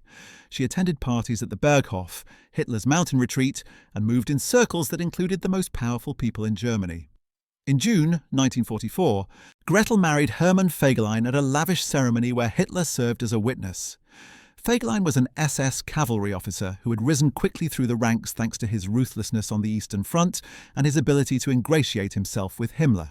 He became Himmler's liaison officer to Hitler's headquarters and used this position to live a life of luxury and debauchery. Fegelein was notorious for his drinking, his womanizing, and his corruption, but he was connected to the Führer through his marriage to Eva Braun's sister, which gave him protection from consequences. The Fegelein marriage produced a daughter, Eva Barbara Fegelein, born on May 5, 1945, in the final days of the war. Gretl was in labor in a hospital in Bavaria while the Battle of Berlin raged and the Third Reich entered its death throes. Meanwhile, her husband Hermann was in the Führer bunker with Hitler, Eva, and the remaining Nazi leadership. As Soviet forces closed in on the bunker and the situation became hopeless, Hermann Fegelein attempted to flee. He abandoned his post, changed into civilian clothes, and tried to escape Berlin with a mistress. Hitler discovered the desertion and was furious. Fegelein's betrayal was compounded by the fact that he had stolen valuable items from the bunker and was attempting to save himself while leaving others to face the consequences. Hitler ordered Fegelein's arrest, and he was captured at his apartment in Berlin. The Führer, in one of his final acts, ordered Fegelein's execution for desertion and treason. Eva Braun reportedly pleaded for her brother-in-law's life, but Hitler was unmoved. Hermann Fegelein was shot on April 28, 1945 in the garden of the Reich Chancellery, just 2 days before Hitler's own suicide. Gretl thus became a widow shortly after giving birth, her husband executed by the man her sister would marry in the bunker's final hours. After the war, Gretl Fegelein faced the challenges of being a young widow with a newborn, daughter, and the stigma of having been married to an executed SS officer. She was questioned by Allied authorities about her husband's activities and her own knowledge of Nazi crimes, but she was not charged with any offences. Gretl's situation was complicated by her relationship to Eva Braun, whose role as Hitler's companion only became widely known after the war. This connection brought unwanted attention and made it difficult for Gretl to move forward with her life. She remarried in 1954 to Kurt Berlinghoff, a businessman, and attempted to build a normal life away from the spotlight. Gretl rarely spoke publicly about her experiences during the Third Reich or about her sister Eva. The few interviews she gave painted Eva in sympathetic terms, as a woman in love who was unaware of the full extent of Hitler's crimes, a characterization that many historians dispute. Gretl Fegelein Berlinghoff died on October 10, 1987, at the age of 72 in Steingaden, Bavaria. Her daughter Eva, Barbara, raised by Gretl and her second husband, lived a quiet life away from her father's toxic legacy and her aunt's infamous association with Hitler. Henriette von Schirach presents another troubling case. The daughter of Hitler's personal photographer and the wife of the Hitler Youth leader who claimed to have confronted Hitler about the persecution of Jews, but did nothing to stop it. Born Henriette Hoffmann on February 3, 1913 in Munich, she grew up in close proximity to the Nazi leadership through her father, Heinrich Hoffmann's position as Hitler's official photographer. Hitler was a frequent visitor to the Hoffmann home, and Henriette knew him from childhood, calling him Uncle Adolf. She was thoroughly indoctrinated in Nazi ideology from an early age and was a committed believer in National Socialism. In 1932, Henriette married Baldur von Schirach, who would go on to become the leader of the Hitler Youth Organization, and later the Gauleiter of Vienna. The marriage connected two families that were already deeply embedded in the Nazi power structure, and Hitler served as a witness at their wedding, demonstrating his close relationship with both families. As the wife of the Hitler Youth leader, Henriette played a prominent role in Nazi social life. She attended party rallies, hosted gatherings for party officials, and presented herself as a model of Nazi womanhood. The couple had 4 children, and Henriette was active in various Nazi women's organizations. However, in her post-war testimony, Henriette claimed that she had become disillusioned with the regime after witnessing the deportation of Jews from Amsterdam in 1943. She stated that she confronted Hitler directly about the treatment of Jews, pleading with him to stop the persecutions.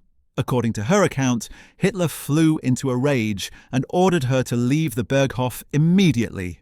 This confrontation, if it occurred as Henriette described, would represent a rare instance of someone in Hitler's inner circle challenging him on the Holocaust. However, the truth of this account is disputed. Some historians believe Henriette embellished or invented the story after the war to make herself appear morally courageous.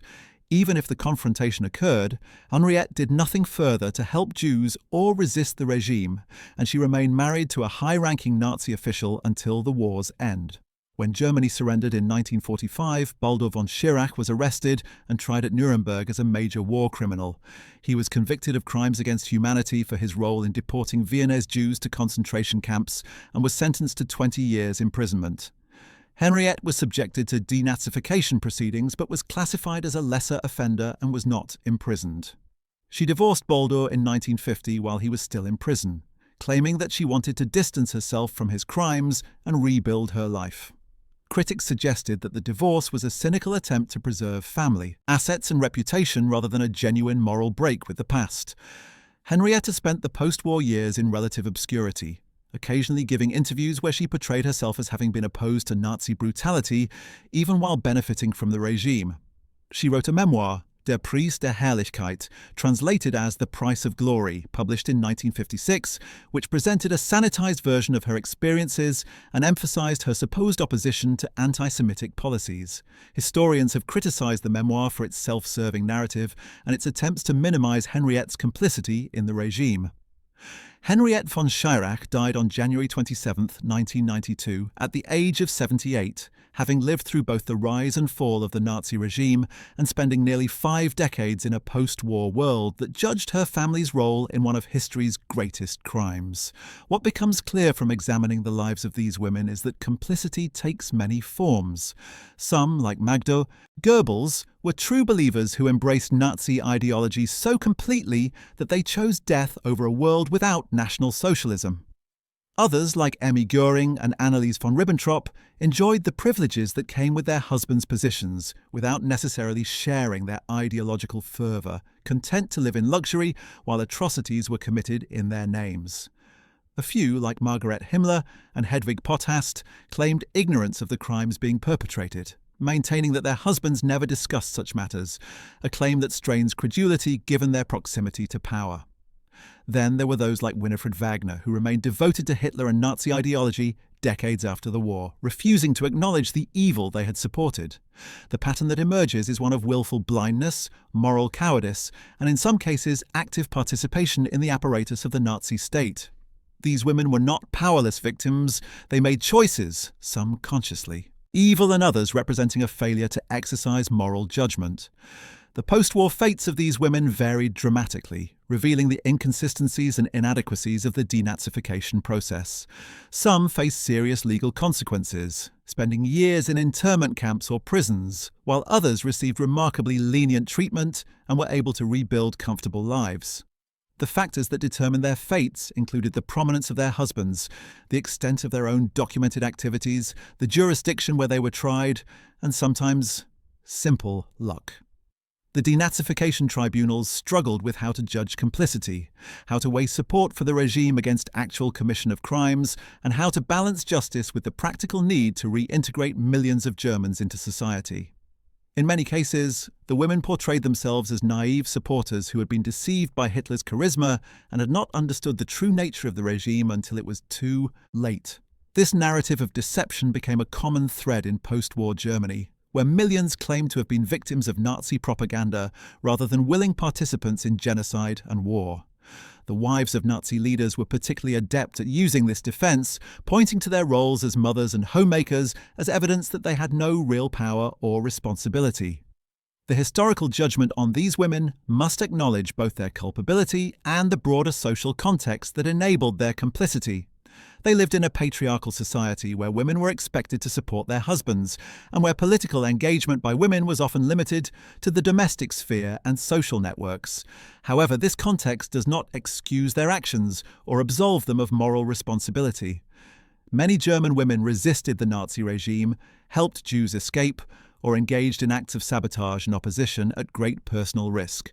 The wives of Nazi leaders had more information, more resources, and more ability to see through the propaganda than ordinary citizens, yet they chose comfort and privilege over moral courage.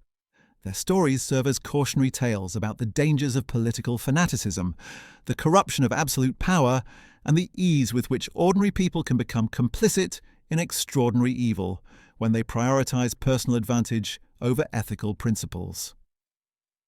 The question of how subsequent generations should remember these women remains contentious. Should they be viewed primarily as victims of their circumstances, products of their time, who made understandable, if regrettable choices? Or should they be judged harshly as enablers of genocide who shared responsibility for the Holocaust and the devastation of World War II? The historical consensus increasingly leans toward the latter view, recognizing that while these women may not have pulled triggers or operated gas chambers, their support for the regime and their enjoyment of its spoils made them part of the machinery of death. Well, that's it. Thanks for watching. We hope you found this deep dive into the brutal fates of Nazi leaders' wives both informative and thought-provoking. These women's stories reveal the complex nature of complicity, collaboration and consequence in one of history's darkest chapters. If you enjoyed learning about this topic, make sure to check out our video about what happened to the children of Nazi leaders after World War II, which explores how the next generation dealt with their parents' horrific legacies. The patterns of denial, justification and reckoning that we see in these wives' stories echo through their descendants' lives in fascinating and troubling ways. Don't forget to like this video, subscribe to our channel, and hit the notification bell to stay updated on more World War II history content. We cover everything from military campaigns to personal stories, always striving to bring you the human dimension of this pivotal period in history. Drop a comment below telling us what you think about these women's fates and whether justice was truly served in the post-war period. Were the punishments too lenient? Too harsh? Should more have been done to hold them accountable? We love hearing your perspectives on these complex historical questions. See you in the next one. The wives of lower-ranking but still significant Nazi officials also faced varied fates after the war, their stories adding further complexity to the narrative of complicity and consequence. These women, while not married to the most famous Nazi leaders, nonetheless benefited from the regime and supported its policies in ways both active and passive. Their experiences in the post-war period reveal how deeply the Nazi system had penetrated German society and how difficult it was to untangle personal relationships from political evil. Ilse Braun, Eva Braun's older sister, lived a quieter life than her younger siblings, but was still closely connected to Hitler's inner circle.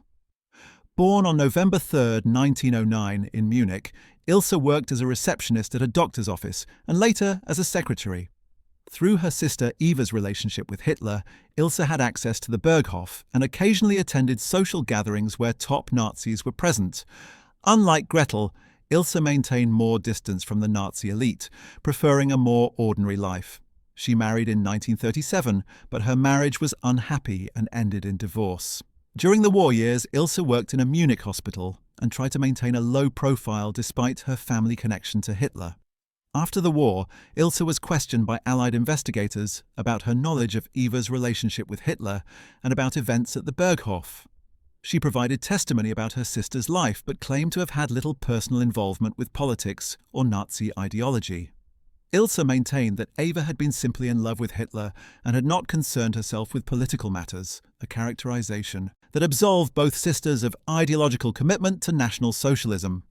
The denazification process treated Ilse leniently, recognizing that she had not held any official positions or been actively involved in party affairs. Ilse Braun lived the rest of her life in Bavaria, working in clerical positions and avoiding publicity. She gave occasional interviews about Eva in later years, always portraying her sister sympathetically as a victim of circumstance rather than a committed Nazi. Ilse died on March 18, 1979, at the age of 69, having spent 3 decades trying to rehabilitate her sister's reputation and minimize the significance of Eva's relationship with one of history's most evil men. Gerda Troost was the wife of Paul Ludwig Troost, Hitler's favorite architect before Albert Speer rose to prominence. Born Gerda Putz in 1904 in Stuttgart, she studied interior design and married Paul Troost in 1925. Paul was an established architect who caught Hitler's attention in the eager early 1930s with his neoclassical style that appealed to Nazi aesthetic preferences. When Hitler came to power, he commissioned Paul Troost to design several major buildings, including the House of German Art in Munich and the redesign of the Führerbau and the Verwaltungsbau, der NSDAP, the administrative buildings for the Nazi Party headquarters. Gerda worked closely with her husband on these projects, contributing to interior design and decoration.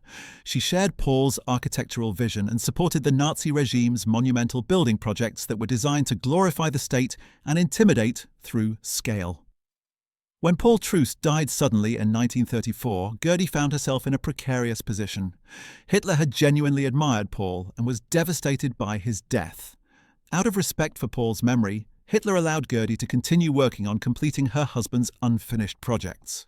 This was an extraordinary privilege, as architecture was dominated by men, and female architects or designers were extremely rare in positions of authority. Gerda completed the House of German Art, which opened in 1937 with a massive exhibition of approved Nazi art. Throughout the late 1930s and early 1940s, Gerda Troost continued to receive commissions from the Nazi regime, designing interiors for various official buildings and consulting on aesthetic matters. She was part of a small circle of people whose artistic judgment Hitler respected, and she used this position to maintain a comfortable lifestyle and professional recognition. Gerda was not known for overt political activism, but her willing collaboration with the regime and her contribution to Nazi monumental architecture made her complicit in the propaganda efforts that used buildings to communicate power and permanence. When the war ended and the Nazi regime collapsed, Gerda's career as an architect effectively ended as well. The denazification tribunals examined her work for the Nazis, and she was classified as a beneficiary of the regime who had used her professional skills to support it. She faced some restrictions, but was not imprisoned or severely punished. In the post-war years, Gerda found work as an interior designer for private clients, but she never again achieved the prominence or the substantial commissions she had enjoyed during the Third Reich. She lived quietly in Munich, rarely speaking about her work for the Nazi regime and maintaining that she had been simply an architect pursuing her profession. Gerda Troost died on January 30, 2003, at the age of 98, one of the longest-lived members of Hitler's artistic circle. Her death received little media attention, as by that time most people had forgotten her role in creating the visual propaganda of the Nazi state. Eleanor Bauer represents another dimension of female complicity in the Nazi regime. Born in 1885, Eleanor was not married to a Nazi leader but was an early and devoted party member who worked tirelessly for the movement from its inception. She met Adolf Hitler in the early 1920s when the Nazi Party was still a fringe organization in Munich, and she became one of his most loyal supporters. Eleanor provided financial support to the party when it desperately needed funds, opened her home for party meetings, and helped organize early rallies and events. Her dedication to Hitler was absolute, and she worked behind the scenes to build the infrastructure that allowed the party to grow. When the Nazi Party came to power in 1933, Eleanor's years of service were rewarded with official recognition. She was given honorary positions and continued to work in various party organizations, particularly those focused on women's issues and social welfare programs that were really designed to indoctrinate German women in Nazi ideology. Eleanor was involved in programs that encouraged German women to have large families, that promoted racial hygiene theories, and that organized social events for party members. Her work was essential to the Nazi effort to penetrate every aspect of German life and ensure that women supported the regime's goals. During the war years, Eleanor's activities focused on maintaining morale and supporting soldiers' families. She worked with various charitable organizations that were controlled by the Nazi Party, ensuring that the regime's propaganda messages reached German women even as the military situation deteriorated. When the war ended, Eleanor was arrested by Allied forces and subjected to lengthy denazification proceedings. Her long history of party involvement, her financial contributions, and her work in party organizations made her a clear case of someone who had actively supported the regime. The tribunal classified her as a major offender and sentenced her to several years in an internment camp. After her release, Eleanor found herself ostracized and impoverished, her property confiscated and her reputation destroyed. She spent her final years living in obscurity, supported by a small pension and occasional help from old party members who had also survived the denazification process. Eleanor Bauer died in 1971 at the age of 86, having witnessed both the rise and catastrophic fall of the movement to which she had devoted her life. She never renounced her beliefs and remained convinced until the end that National Socialism had been Germany's best hope, a delusion that revealed how completely ideology can blind people to moral reality. Maria Reiter holds a unique and tragic place in Nazi history, as one of Hitler's early romantic interests whose life was destroyed by her association with him. Born in 1909 in Berchtesgaden, Maria was just 16 years old when she met Adolf Hitler in 1926. Hitler, then 37, and building the Nazi Party after his release from prison, was drawn to the young blonde girl who worked in her sister's shop. They began a relationship that Maria believed would lead to marriage. But Hitler was focused on his political career and had no intention of settling down.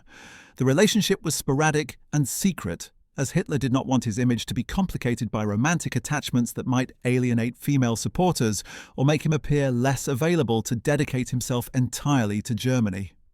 Maria was devastated when Hitler began to distance himself from her in 1927, prioritizing his political ambitions over their relationship. In a desperate attempt to win him back, or perhaps simply to escape the pain, Maria attempted suicide by hanging herself. She survived but was traumatized by the experience and by Hitler's rejection. Over the following years, Maria remained in the Berchtesgaden area, occasionally seeing Hitler when he visited his mountain retreat. She married another man in 1936, possibly hoping to move on from her obsession with Hitler, but the marriage was unhappy. Maria continued to harbour feelings for Hitler and reportedly had a brief affair with him in the mid-1930s before he became completely consumed by his role as Führer and his relationship with Eva Braun solidified. After the war, Maria's connection to Hitler made her a person of interest to Allied investigators and German denazification authorities. She was questioned extensively about her relationship with Hitler, and her testimony provided some insights into his personal life during the critical years of the Nazi Party's rise. However, Maria's association with Hitler also made her life extremely difficult in post-war Germany. She faced social ostracism, harassment, and constant reminders of her past. She struggled with depression and never fully recovered from the trauma of her suicide attempt and the complicated emotions surrounding her relationship with a man who became history's most notorious dictator. Maria Reiter died by suicide in 1964 at the age of 55, another victim of Adolf Hitler's toxic influence on everyone who came into his orbit. The wives of Nazi doctors who conducted horrific medical experiments present yet another category of complicity. These women were married to men who tortured and killed concentration camp prisoners in the name of medical research, yet many claimed complete ignorance of their husbands' activities. Elfriede Pohl was married to SS Obergruppenführer Oswald Pohl, who administered the concentration camp system and was responsible for the economic exploitation of camp prisoners, including the seizure of property, the use of forced labour, and the extraction of gold fillings from the teeth of murdered Jews. Elfriede lived in luxury during the war years, benefiting directly from the stolen wealth that flowed through her husband's hands. When Oswald was arrested after the war, Elfriede was also taken into custody and questioned about her knowledge of the camp system. She maintained that she knew nothing about the atrocities, that Oswald never discussed his work, and that she had believed he was simply administering labour camps. This claim was highly dubious given the extensive documentation of Oswald's crimes and the wealth that the Pohl family accumulated from stolen Jewish property. Oswald Pohl was tried at Nuremberg, convicted of crimes against humanity, and hanged on June 8, 1951. Elfriede was released after denazification proceedings classified her as a lesser offender, and she lived the rest of her life in Germany, maintaining her claims of ignorance until her death in the 1980s. Charlotte Kaltenbrunner was married to Ernst Kaltenbrunner, the head of the Reich Main Security Office, who oversaw the Gestapo, the criminal police, and the SD intelligence service. Ernst was one of the most powerful and feared men in the Nazi state, responsible for implementing the Holocaust in occupied territories and for countless atrocities committed by the security services under his command. Charlotte came from an upper-middle-class Austrian family and married Ernst in 1934 when he was still rising through the ranks of the Austrian SS. As Ernst's power grew, particularly after the Anschluss brought Austria into the German Reich in 1938, Charlotte enjoyed increasing privilege and status. The Kaltenbrunners lived in a grand villa in Berlin and maintained a country estate where they entertained other high-ranking SS officers. Charlotte gave birth to 3 children during their marriage and presented herself as a devoted mother and wife. When the war ended, Ernst Kaltenbrunner attempted to flee but was captured by Allied forces. He was tried at Nuremberg as one of the major war criminals, and the evidence against him was overwhelming. He had personally signed execution orders, had overseen mass murder operations, and had been intimately involved in every aspect of the Holocaust's implementation. Ernst was convicted and hanged on October 16, 1946. Charlotte was arrested and interrogated about her husband's activities and her own knowledge of Nazi crimes. She consistently denied knowing anything about the concentration camps, the mass shootings, or the gas chambers, despite the fact that her husband had been one of the chief administrators of the genocide. The investigators found this claim implausible, but could not prove that Charlotte had specific knowledge of particular crimes. She was processed through denazification, classified as having been a beneficiary of the regime, and required to forfeit most of her property. Charlotte lived in Austria after the war, keeping a low profile and avoiding any public discussion of her husband or the Nazi years. She died in 1973 without ever publicly acknowledging the horror of what her husband had done or her own moral culpability for supporting and benefiting from a regime built on mass murder. The pattern that emerges from these additional women's stories reinforces what we saw with the higher-profile Nazi wives. There was a consistent tendency to claim ignorance, to portray themselves as apolitical or merely supportive of their husbands' careers without understanding the broader implications. This narrative of innocent unknowing became the default defense for countless German women in the post-war period, and denazification tribunals often accepted it, lacking the resources or the will to investigate too deeply into what individual women knew and when they knew it. Modern historical research has increasingly challenged these claims of ignorance, pointing out that information about Nazi atrocities was widely available in Germany despite censorship, that the evidence of persecution was visible on German streets, and that anyone connected to the Nazi elite had access to far more information than ordinary citizens. The wives of Nazi leaders, in particular, had husbands who discussed their work, social circles where policies were debated, and the education and intelligence to understand what was happening. Their claims of ignorance were, in most cases, either outright lies or examples of willful blindness so profound as to constitute moral culpability in itself. The question of how to judge these women remains difficult and contentious. On one hand, they lived in a patriarchal society where women's roles were largely defined by their relationships to men, and they often had limited independent agency or power. On the other hand, they made choices within the constraints they faced, and many chose comfort, privilege, and ideological commitment over moral courage or simple human decency. Some resisted in small ways, helping individual victims or expressing private doubts, but continued to support the regime publicly and benefit from its crimes. Others were enthusiastic supporters who internalized Nazi ideology completely and worked actively to advance its goals.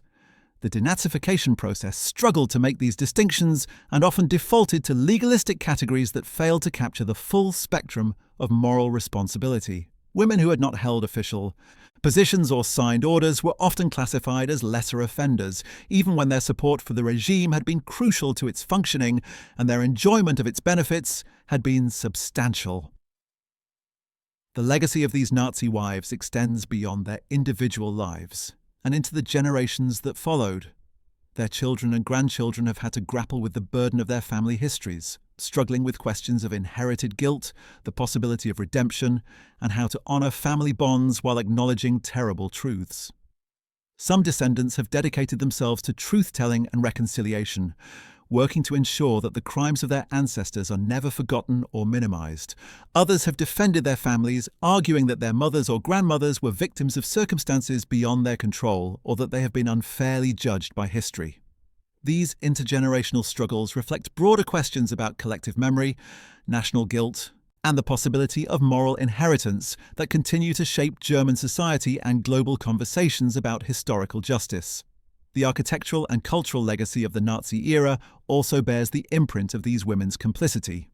The buildings designed by architects like Gerda Bormann, the festivals organized by figures like Winifred Wagner, and the propaganda images created with the support of wives like Magda Goebbels all contributed to creating the aesthetic and cultural framework that normalized Nazi ideology and made the regime's crimes possible. Post-war Germany has struggled with how to deal with this physical and cultural heritage. Some Nazi-era buildings have been demolished, while others have been repurposed or preserved as historical monuments.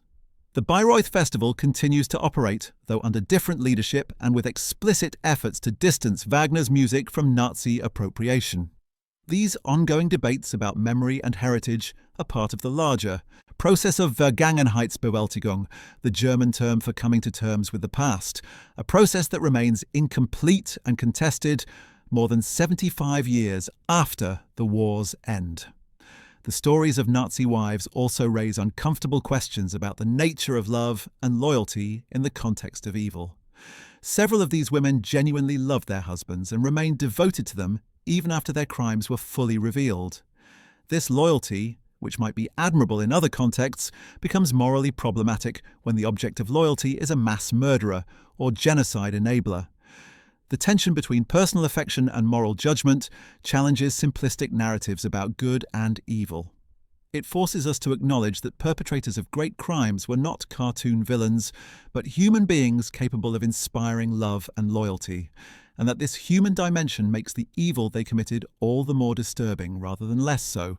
The wives who stood by their husbands visited them in prison and defended their memories were not necessarily lying about their emotions.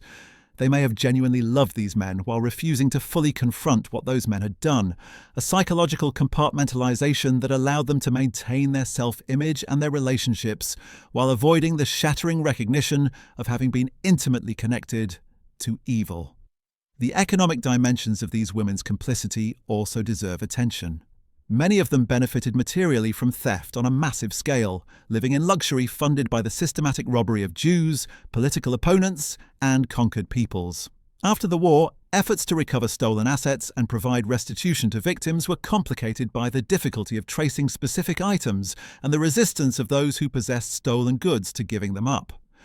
Some Nazi wives fought legal battles to retain property and pensions that had been acquired through criminal means, arguing that they were entitled to support as widows regardless of how their husbands had acquired wealth. These legal struggles highlighted the inadequacy of legal frameworks designed for ordinary property disputes when applied to the unprecedented systematic theft that characterized the Nazi regime. Questions about who owned what should be returned to victims or their heirs, and whether family members who benefited from stolen property bore any obligation to make restitution proved difficult to resolve, and in many cases were never satisfactorily addressed. The psychological profiles of these women, as revealed through interviews, memoirs, and psychiatric evaluations, present a range of personality types and motivations. Some, like Magda Goebbels, displayed characteristics of true believers, individuals whose sense of identity and purpose were so thoroughly bound up with Nazi ideology that they could not imagine life without it. Others, like Emmy Göring, seemed more opportunistic, adapting to the regime and enjoying its benefits without demonstrating deep ideological commitment. Still others, like Margareta Himmler, appeared to have internalized enough of the ideology to support the regime actively while maintaining certain reservations or personal limits on their involvement. Understanding these psychological variations is important for comprehending how ordinary people become complicit in extraordinary evil, how ideology interacts with personality and circumstance, and what factors might either strengthen or undermine moral resistance to unjust systems. The fact that these women came from diverse backgrounds, had different levels of education and intelligence, and displayed varied personality traits suggests that complicity with evil is not limited to any particular psychological profile, but rather represents a potential that exists in a wide range of people under certain conditions. The role of gender in shaping both the experiences and the post-war treatment of these women is also significant. The Nazi regime had a complicated and contradictory relationship with women, simultaneously glorifying motherhood and traditional femininity, while also opening certain avenues for women's participation in party organizations and wartime activities. The wives of Nazi leaders benefited from male privilege, in the sense that their husbands' positions gave them access to power and resources, but they also faced limitations on their own agency and authority because of gender norms that relegated them to supporting roles. After the war, gender may have worked in their favor during denazification, as tribunals and investigators sometimes assumed that women were less politically aware or less responsible for their husbands' actions simply because they were women. This gendered leniency, based on outdated assumptions about women's capabilities and agency, allowed some Nazi wives to escape accountability that their level of knowledge and support for the regime arguably merited.